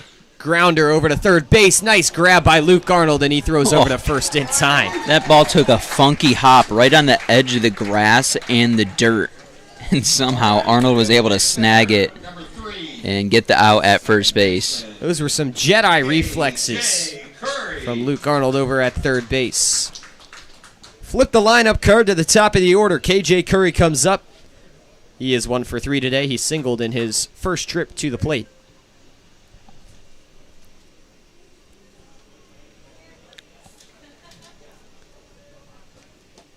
Hopewell settles down and now throws from the windup. Breaking ball did not fall down, and that's ball 1. Curry came into today's game only batting .225 against the Joes.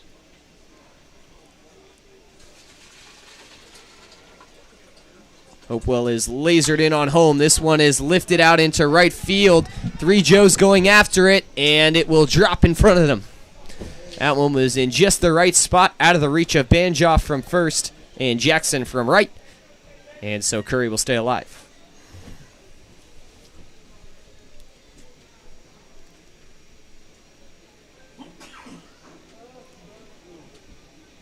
Derek Jackson Jr. of the Lima Locos hits a 2-run home run in the bottom of the 8th inning with 2 outs. And so the lead is now 4. Locos lead Sandusky 7-3 with 2 outs in the bottom of the 8th. Back here at our game, Joes lead the Jazz 10-6. 1 out. Here comes the pitch to Curry. This one is hit into the gap in left center field. That'll get down for at least 1. Castleman comes over, backhands it, but isn't able to make the play. Standing up at second is Curry, and he is held up there. He could have maybe tried to stretch it out into a triple, but instead will hold for just 2. Yeah, I don't think Curry realized that Castleman fumbled it over there in center field. Easily could have had a triple, but instead it's going to be a double. Second hit of the day for Curry. Cale Chatham will come up. He is 1 for 4. That hit came in his first plate appearance. Since then, his bat has been cold.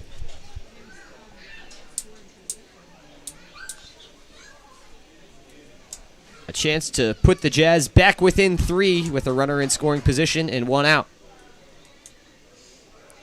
Hopewell takes a long look at second and now makes a quick move home. This one's roped right side, but foul.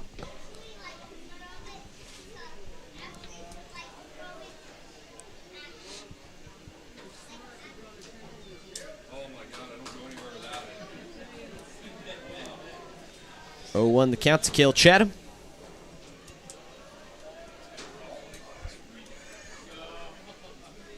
Hopewell nods, looks at second, and fires home. This one just above the zone. Ball 1 called, and that evens the count. 1's across the board. Balls, strikes, and outs.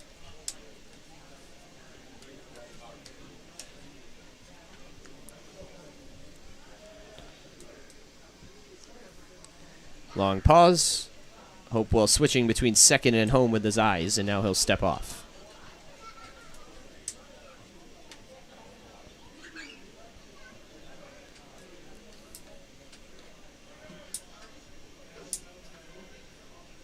One pitch is now on the way, and this is high and away from the zone.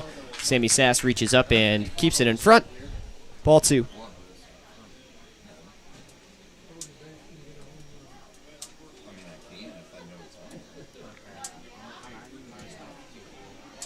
Two balls and 1 strike to Cale Chatham. Hopewell makes a move home. This time, a ball that had an ever so slight amount of break catches the top of the zone. Called strike 2. Hopewell's got a chance for a K here. He had 2 in the last inning.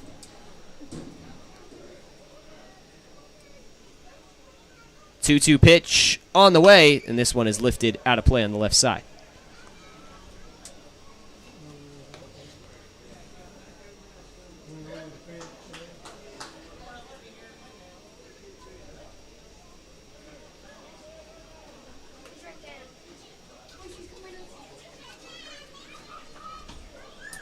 Hopewell lasered in on home. He faces Cale Chatham. The count is 2-2. Here comes the pitch. Swing and a softly hit ball to Hopewell, and he catches it and throws to second for the double play. He lets out a scream of excitement. How about that? It's an L1, and then Hopewell throws over to second to double them up and retire the side unscathed here in the 8th. The Joes will get one last chance to extend their lead as we go to the 9th. Then they'll try to close this series out. 10-6 our score. Final inning on the way from Richmond. Switching or looking for a new bank, First Financial Bank is the perfect fit because they put you first. Their 3 goals is to stay flexible to serve your needs, invest in the community financially and personally, and they tailor their services to your needs. First Financial Bank. When it comes to managing your money, they make it easy, fast, and secure. Come curious and leave inspired. The Fitton Center for Creative Arts isn't just a building, it's an experience. We are a nonprofit community arts organization that has been a part of the Hamilton community for over 20 years. Visit us soon to see what we have to offer. Learn something new in one of our art classes or workshops that are open to students of all ages. Be enthralled by extraordinary musicians, actors, and dancers at one of our live performances. Stroll through our remarkable art galleries or reserve one of our diverse venues for your special event. Become a part of the Fitton Center and redefine the way you experience the arts in Hamilton. Kettering Health Hamilton at Fort Hamilton Hospital, founded in 1929, is dedicated to providing Butler County with community-focused health care. With skilled specialists and cutting-edge technology, they feature advanced wound care, emergency care with a Level 3 trauma center, heart and vascular care, maternity care, and orthopedics and joint replacement. Visit them at 630 Eaton Avenue in Hamilton or give them a call at 513-867-2000 for all of your healthcare needs. 4-Star Mechanical is your one-stop shop for all things heating, ventilation, air conditioning, and refrigeration. With over 100 combined years of industry-specific experience, they're equipped with the design and job site knowledge to complete every project from concept to routine maintenance. Call them at 513-737-1008.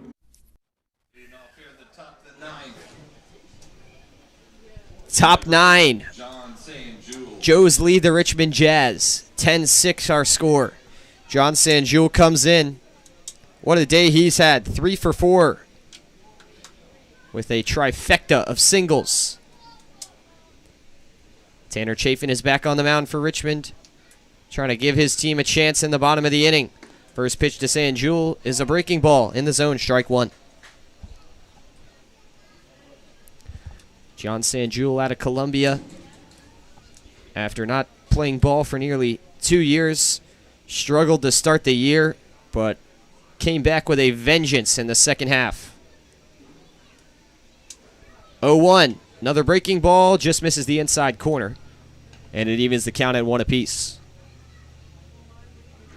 Not sure if we've seen a Joe get a 4-hit day this season. Sanjul a hit away from doing just that.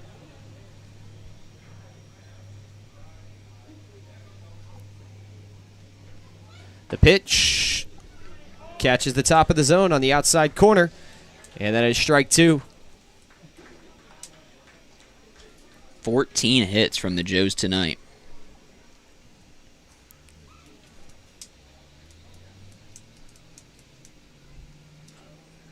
One ball and 2 strikes. Here comes the pitch. This was swinging a liner on the right side, but foul. And if this score holds, the one thing that you're going to look at, and what I think has been the big point in this game and why the Joes lead, is the 3 errors from the Richmond Jazz. Yeah, not only were there a lot of them, as you mentioned, 3, but they came at pretty critical points as they allowed the Joes to plate some runs that maybe would not have come across had they not been committed. 1-2, this one is ripped into right center field. That's down for a base hit. John Sanjul take about 4 for 5 today. He's on with a leadoff single. The next batter, number 24, Logan Castleman. That's a second hit on Tanner Chafin of the day. Joes may have finally figured him out here after it took nearly the whole season, but hey, it's the right time in the playoffs. Logan Castleman is the batter. Logan is 1 for 3 today. He worked a walk in his last time up. Prior to that, he hit a triple way out into center field.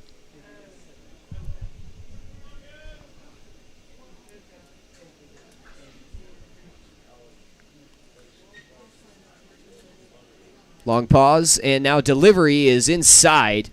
Drew Baker stands up, but he's able to keep it in front.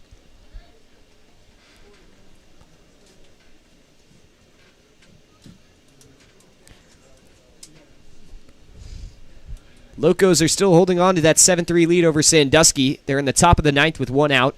There's a runner on second base.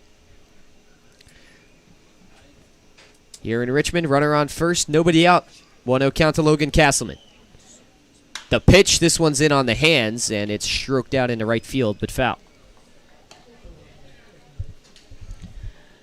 So assuming the Locos win, and if the Joes can hold on to win tonight, the Joes will get the day off, and that would be huge because both the Locos and Ice Haulers will have to use up more pitching. Yeah, and the Joes will get to rest theirs as well and get that extra day. And then maybe you could see some of the guys that pitched in Game 1 yesterday be available in the next series. 1-1 misses way outside. Drew Barber catches it behind the plate and pump fakes over to first. Sanjul will step back with no throw. 2 balls and a strike to Logan Castleman. The Joes still have a lot more work to do, though, as they've still got to close this game out. And as I say that, Dominic Maglioka just hit a 2-run home run, so Sandusky has cut the lead to 2 now. Swing and a miss there from Castleman on the 2-1 pitch, evens the count. Get this, Sandusky out-hitting Lima in that game 13-6. But, like in this one, the big number on the board, 3 errors for the Ice Haulers. The errors lose you games.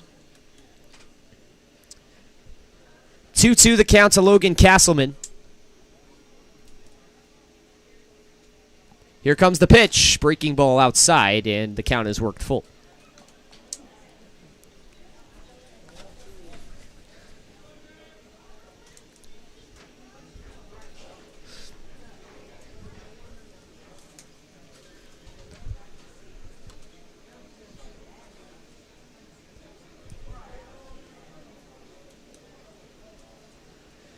Three-two, nobody out.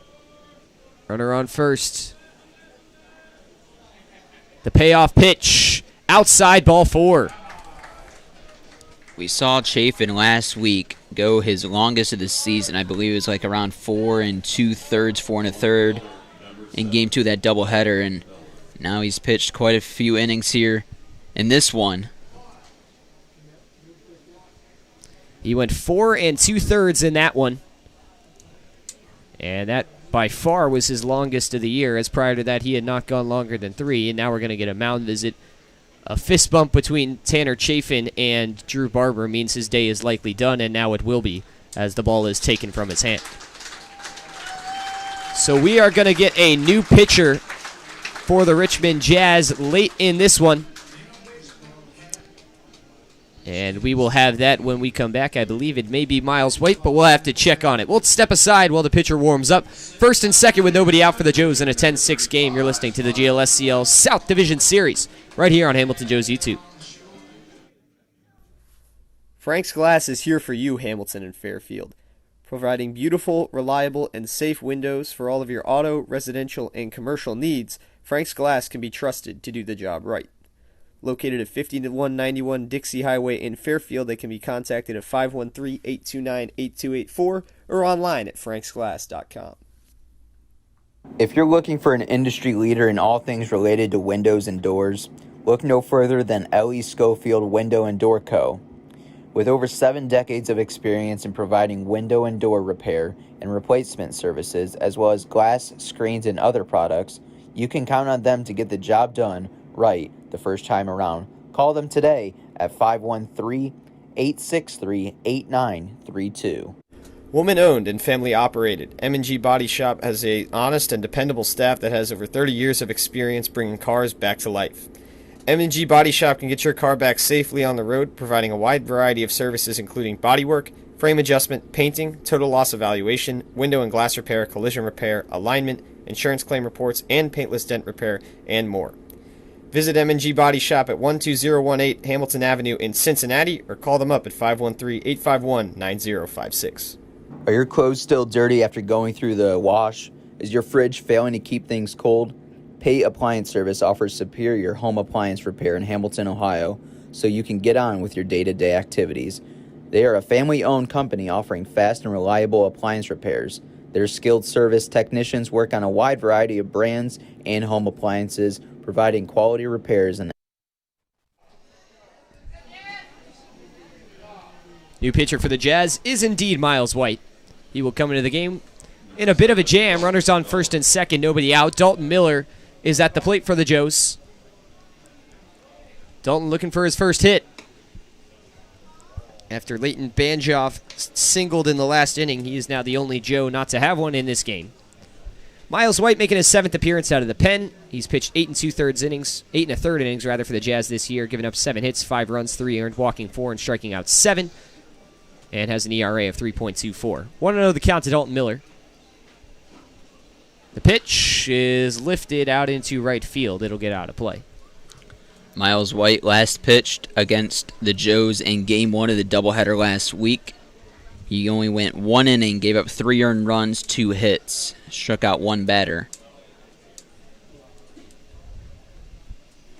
1-1 the count.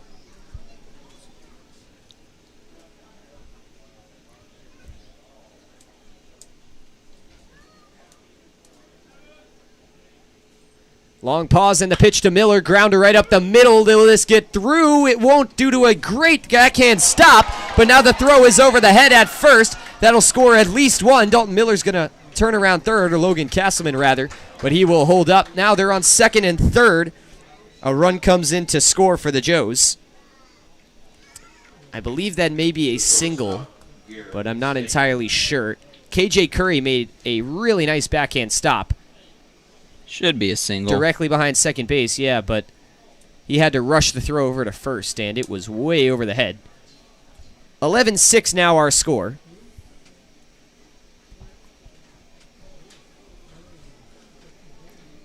Second and third with nobody out for Garrett Staten. 1 for 4 today with a home run. First pitch lifted in the air, and this one is looking like it is traveling out of play on the right side. That is exactly what it'll do. It is going to be a single for Dalton. So every batter now in the Joes lineup has a hit today. 16 total in the game for the Joes. They've pushed 11 across and now hold on to a 5-run lead. 0-1 count to Garrett Staten. The pitch, breaking ball that hung for a long time before traveling across the strike zone to move the count to 0-2.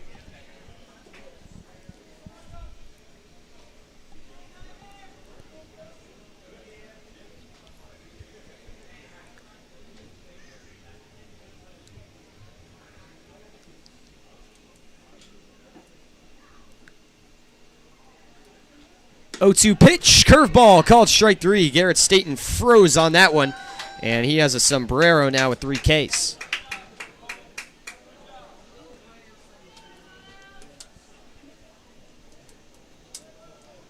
Cole Becker will come up in the top of the order for the Joes, second and third with 1 out. And big news from the North Division. Good news if you're a Joes fan. Lima Locos close it out. 7-5 your final. That series will go to 3. They will play at Sandusky tomorrow. First pitch is that hanging breaking ball to Cole Becker, and he doesn't go swinging, takes it for strike 1. So now the Locos and Ice Haulers will have to use up some more pitching tomorrow, and if the Joes are able to hold on to this one, they will get the day off and get to rest theirs, and that is so huge when a lot of these teams are stretched pretty thin on the mound come late season. Infield is in for the Jazz. That pitch is low for ball 1.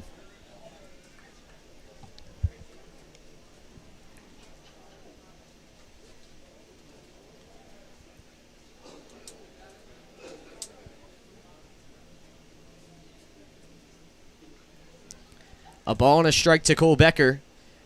The kick and deal is a high curveball from Miles White that doesn't fall down enough, and so that's ball 2.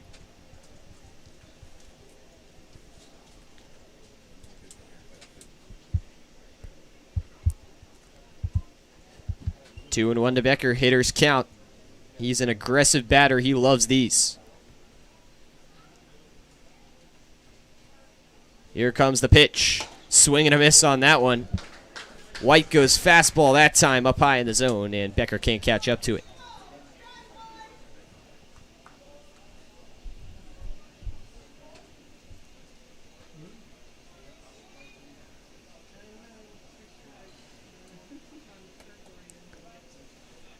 2-2 now to Cole Becker.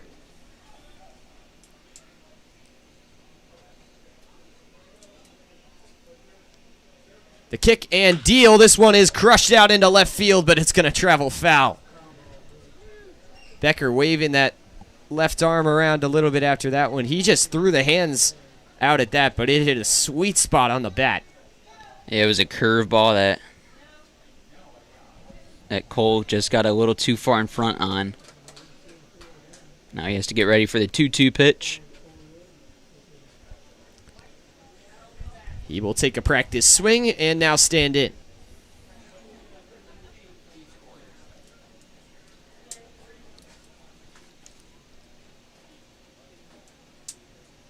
Infield still in. 2-2 offering on the way. And this one's over the plate, called strike 3. Back-to-back looking Ks for Miles White.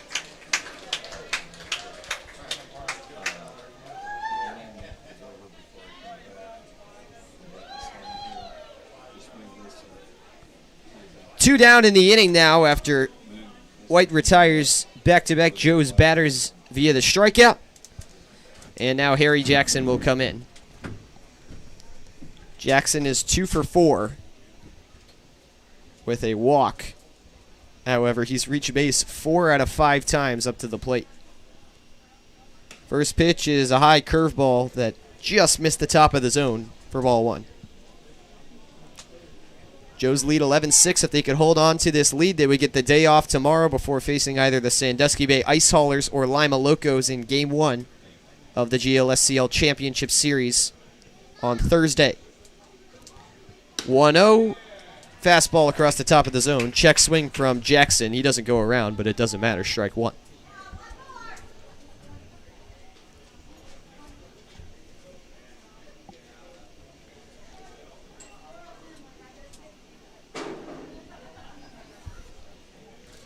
White nods and sets. The pitch on the way. Swing and off the end of the bat, a spinning looper, foul on the right side.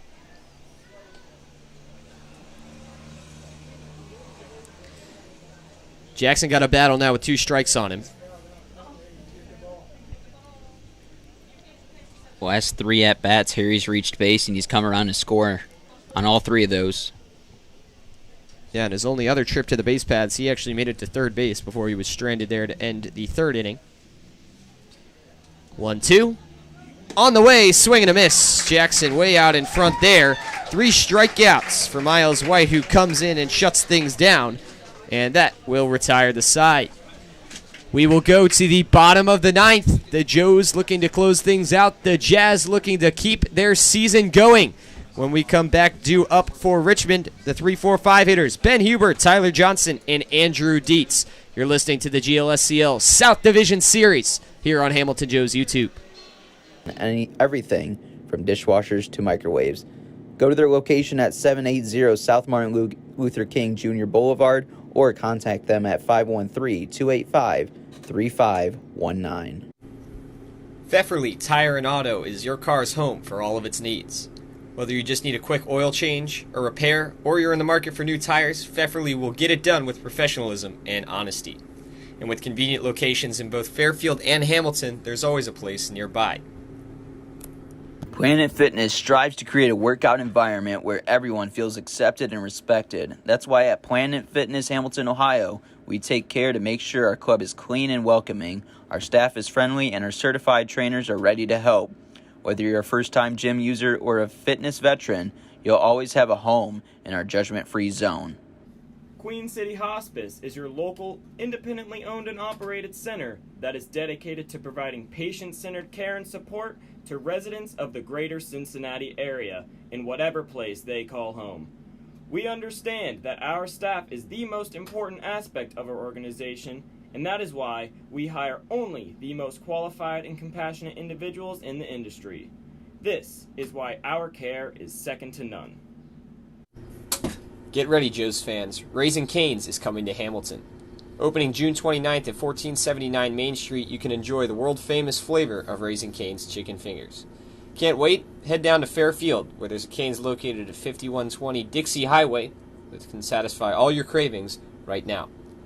Raising Cane's is a proud sponsor of the Hamilton Joes.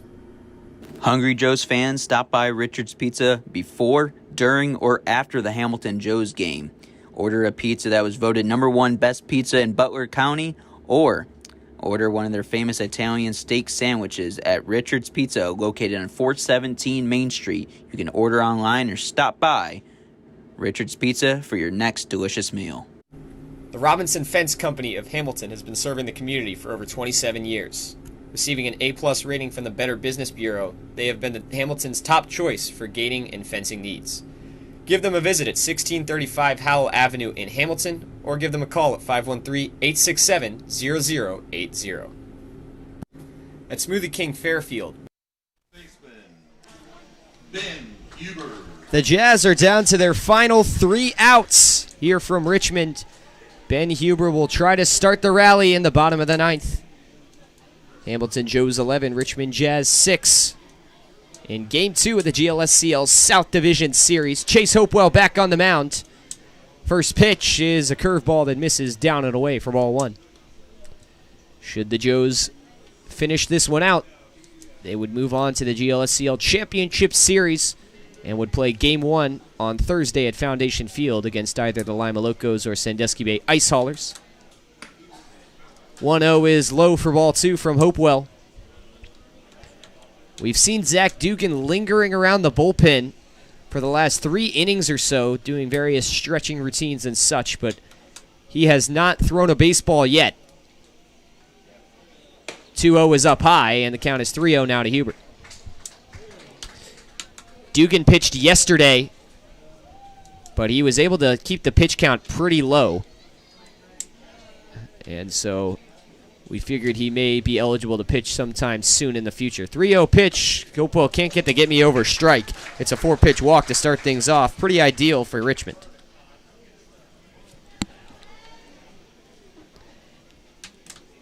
And now you got a guy who can change the game with one swing of the bat. Tyler Johnson up to the plate.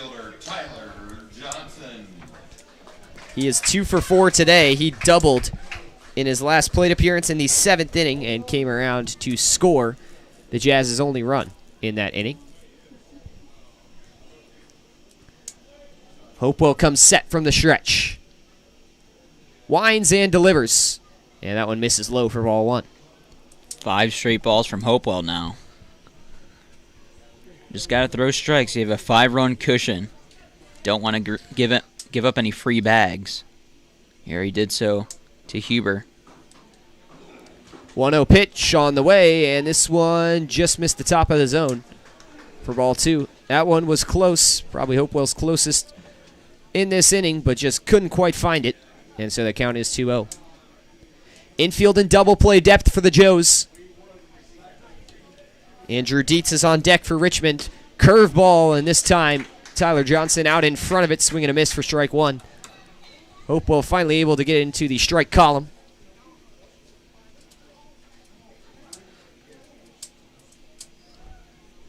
Two balls and a strike. Hopewell at the belt, looks down, looks up, and fires. This one's inside.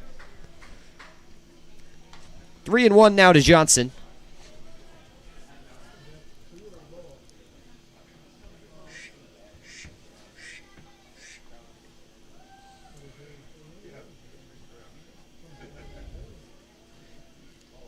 The 3-1 pitch on the way. Hit into left field, or right rather, for a base hit. Scooped up by Harry Jackson and fired in. And it is a single for Tyler Johnson to advance the runner to second base. Jackson fielded that one in right pretty quickly. And Evan Ulrich's going to trot out of the dugout and trot towards the Joe's pen. And Zach Dugan, I believe, is going to be the guy. Yeah, start getting warmed up. So we'll keep an eye on that if anything progresses out of it, as Hopewell would love to just get out of this jam and finish the game. But with nobody out, who knows? Andrew Dietz is the batter. He is 1 for 4 with a triple. Hopewell's first pitch to him, lifted up, and this is going to get out of play. Landed right on top of our heads here in the press box. 0-1 the count to Dietz. DH hitter out of Chestnut Hill College. Pennsylvania native. Coming up in a big spot here. 0-1 on the way. Swing and a miss.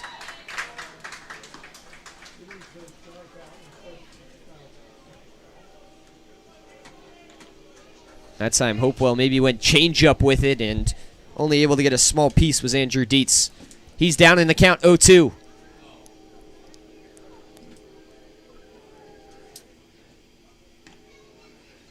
Delivery on the way. This one's inside.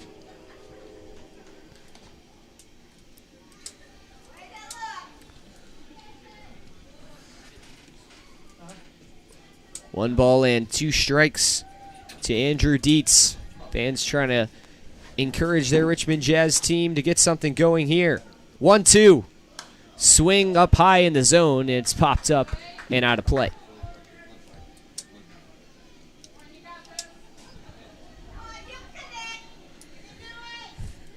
Jazz have started out this inning just as they've needed, getting back-to-back base runners. They'll need to put at least 5 on the board if they want to keep their season alive. Lefty Zach Dugan is now throwing from the full length of the mound over there on the left side bullpen. 1 ball and 2 strikes. Hopewell kicks and deals. This one is fouled off straight back once again. And Dietz stays alive.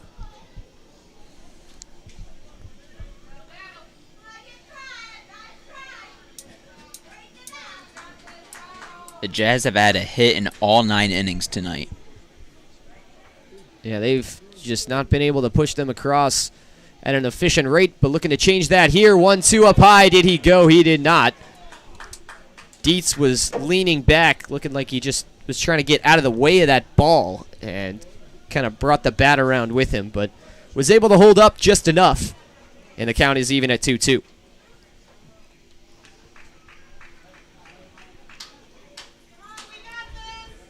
From the stretch, here comes. That one's low, and the count is full.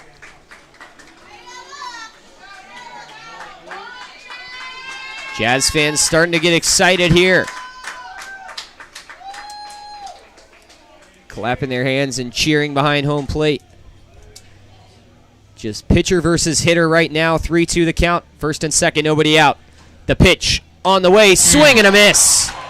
My goodness, Chase Hopewell. He fooled Dietz there. It was a changeup. Dietz was waiting on it, but it was way too late. The ball was already in the mitt when Dietz went swinging at that one for the first out. Big strikeout from Chase Hopewell. Avoids walking him loaded. And he finally gets his first out of the inning. Clutch stuff there from Chase, and he gets some whoops from the dugout. 1 down now for Austin Deering. He's got hits in his last 2 at-bats. A single and a double to show for him tonight. Hopewell's first pitch to him across the outside corner for strike 1.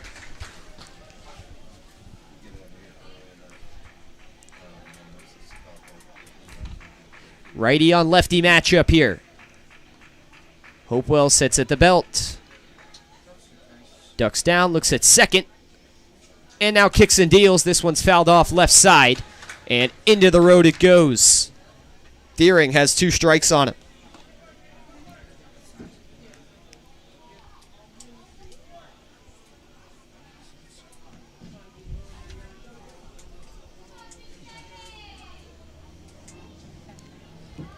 No balls, 2 strikes.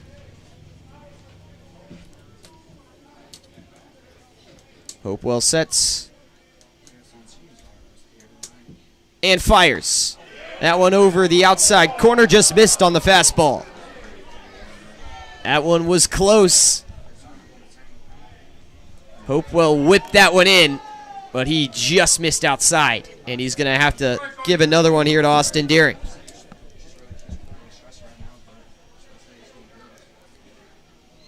One-two pitch on the way. Swing and a pop-up behind home plate. Going back is Sammy Sass. He's at the backstop, and this one's out of play.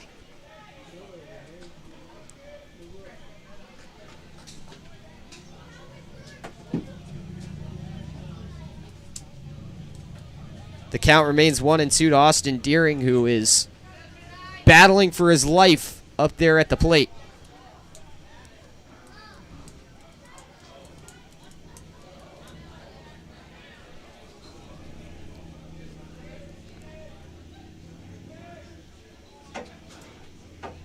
Hopewell at the belt, looks over at second. Now slowly turns home. 1-2 is in the dirt. Sass bounces it off the leg and keeps it in front, and that evens the count.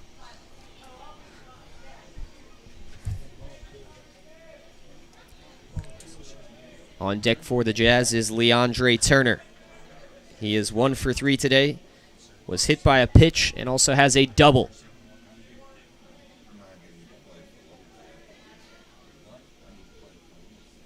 Long pause, the 2-2 on the way, and that one's outside. Count has worked full again. Last time Hopewell won the battle. He's back in it again. We'll see what he can do.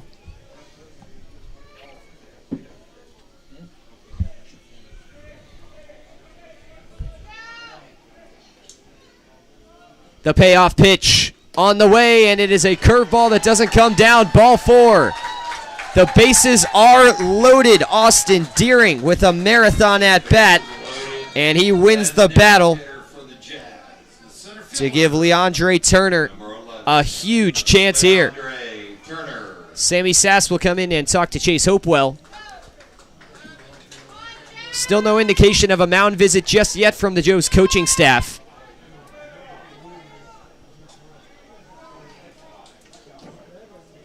As Leighton Banjoff has now come into the mound to meet with his pitcher and catcher. Hopewell gets some encouragement and will take a breath as we set to begin things again.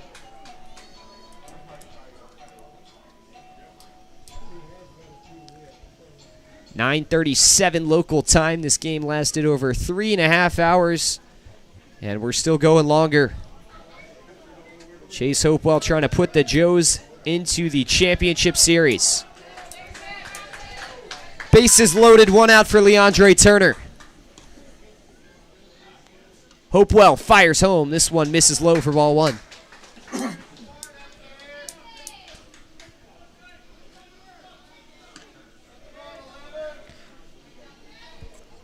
Back in the regular season, Leandre Turner had 9 RBI. 1-0 pitch on the way, swing and a miss. That one dove into the dirt. Nice pitch there from Hopewell. Leandre just 1 for 4 tonight, or 1 for 3 rather, with a double back in the 4th inning. A ball and a strike. Hopewell looks at second, now home. The pitch on the inside corner, called strike. The Joes fans that have made the trip voice their approval. 1-2 now.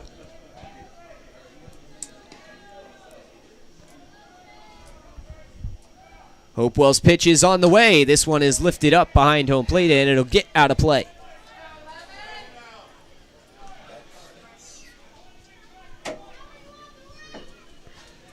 One ball and 2 strikes to Leandre Turner.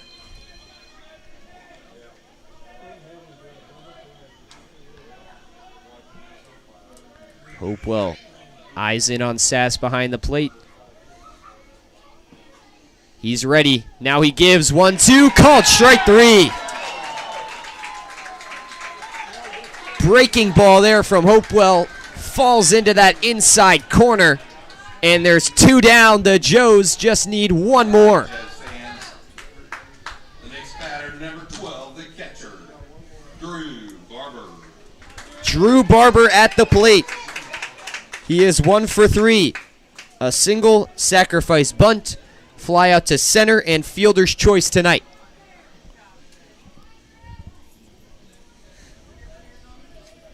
Zach Dugan has come in from the Joes bullpen.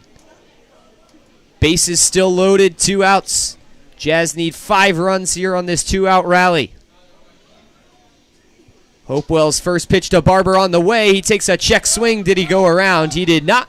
And that one missed down and away for ball 1.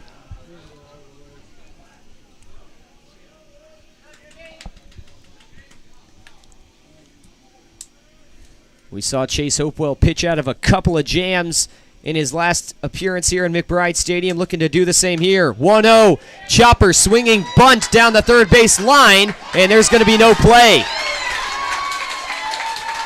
A run will come in to score, and now the tying run is at the plate for the Jazz off the RBI single from Drew Barber. Yeah, swinging bunt in a perfect spot.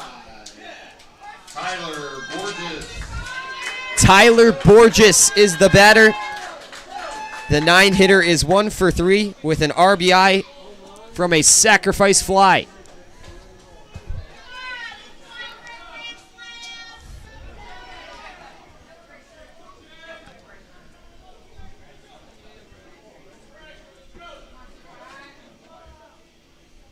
First pitch to Borges, wave and a miss for strike one.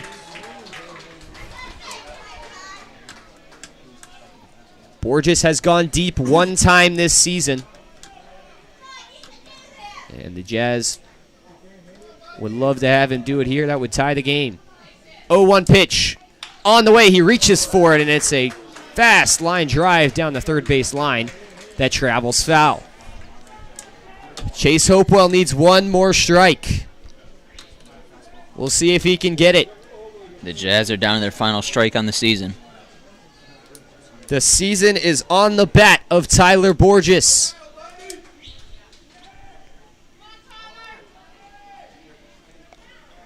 He is ready. So is Chase Hopewell. The 0-2 on the way. This one is lined up the middle. Picked up by Cole Becker. He gets the force at second. And the Hamilton Joes are headed to the GLSCL Championship Series. Dang, Chase. Don't have to do that to our hearts, but He's giving us a heart attack up here in the booth. But he gets it done. Only gave up one run in the inning. What a performance from the Joes. Started off with the leadoff home run from Cole Becker. They trailed by a couple runs going into that fifth inning, but that fifth inning, they put up 6 on the board. They scored 5 hits. The Richmond Jazz had 2 total errors in that inning. That was basically the big difference in this one. Yeah, so it looked like early in this one we might have a barn burner and high scoring in terms of the run column. That's exactly what we got. The Joes are able to come back and finish this one on top. 11-7 your final. And Hamilton is going to go home happy. They will get a day off tomorrow as the Sandusky Bay Ice Haulers and Lima Locos will do battle for champion of the North Division. And the winner of that game will play against the Joes at Foundation Field at 7:05 on Thursday night. Stay with us here from McBride Stadium. We got a post-game coming up. John Sanjul, who had a 4-hit game, is going to join Sam Newcomb and have our post-game interview.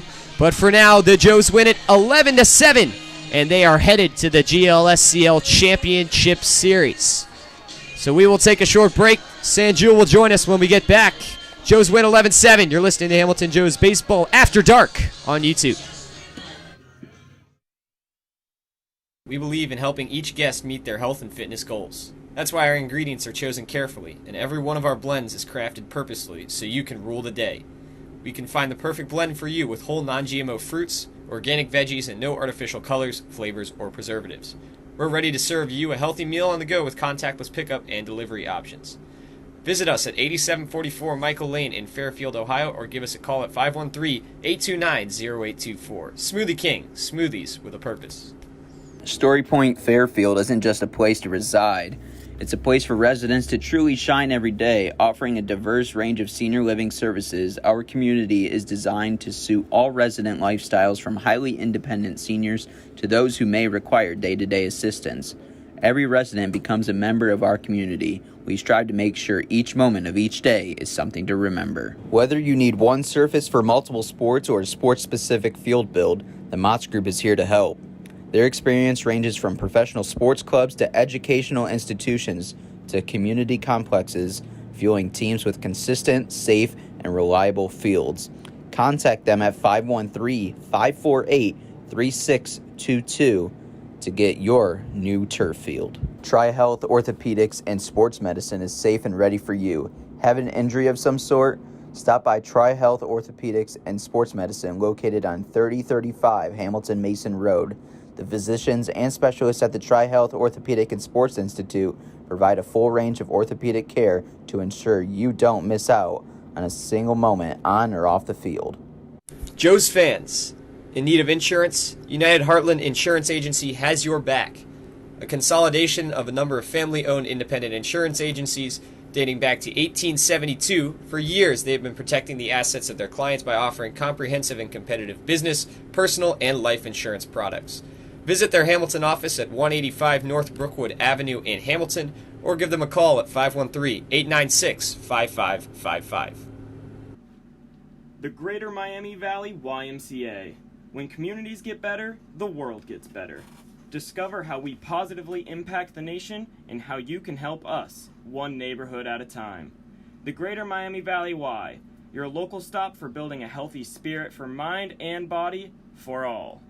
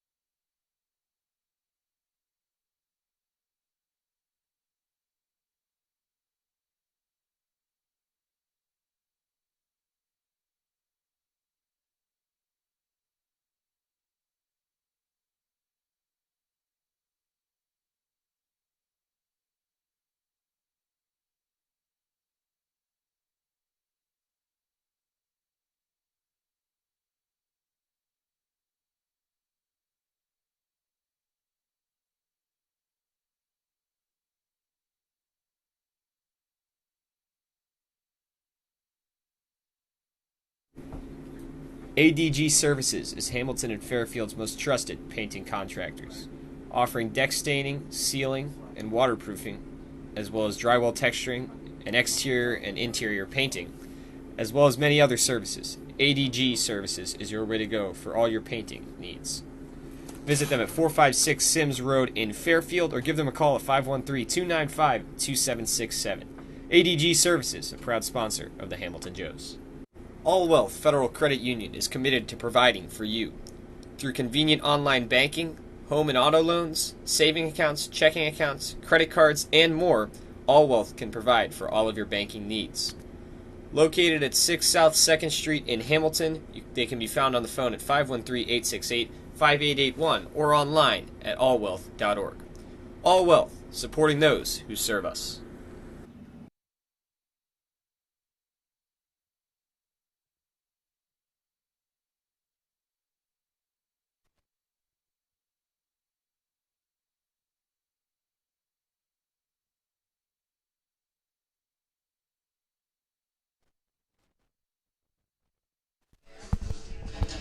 Back here at McBride Stadium, Sam Newcomb here alongside player of the game, John Sanjul. John, 4 hits today. What was working for you up at the plate?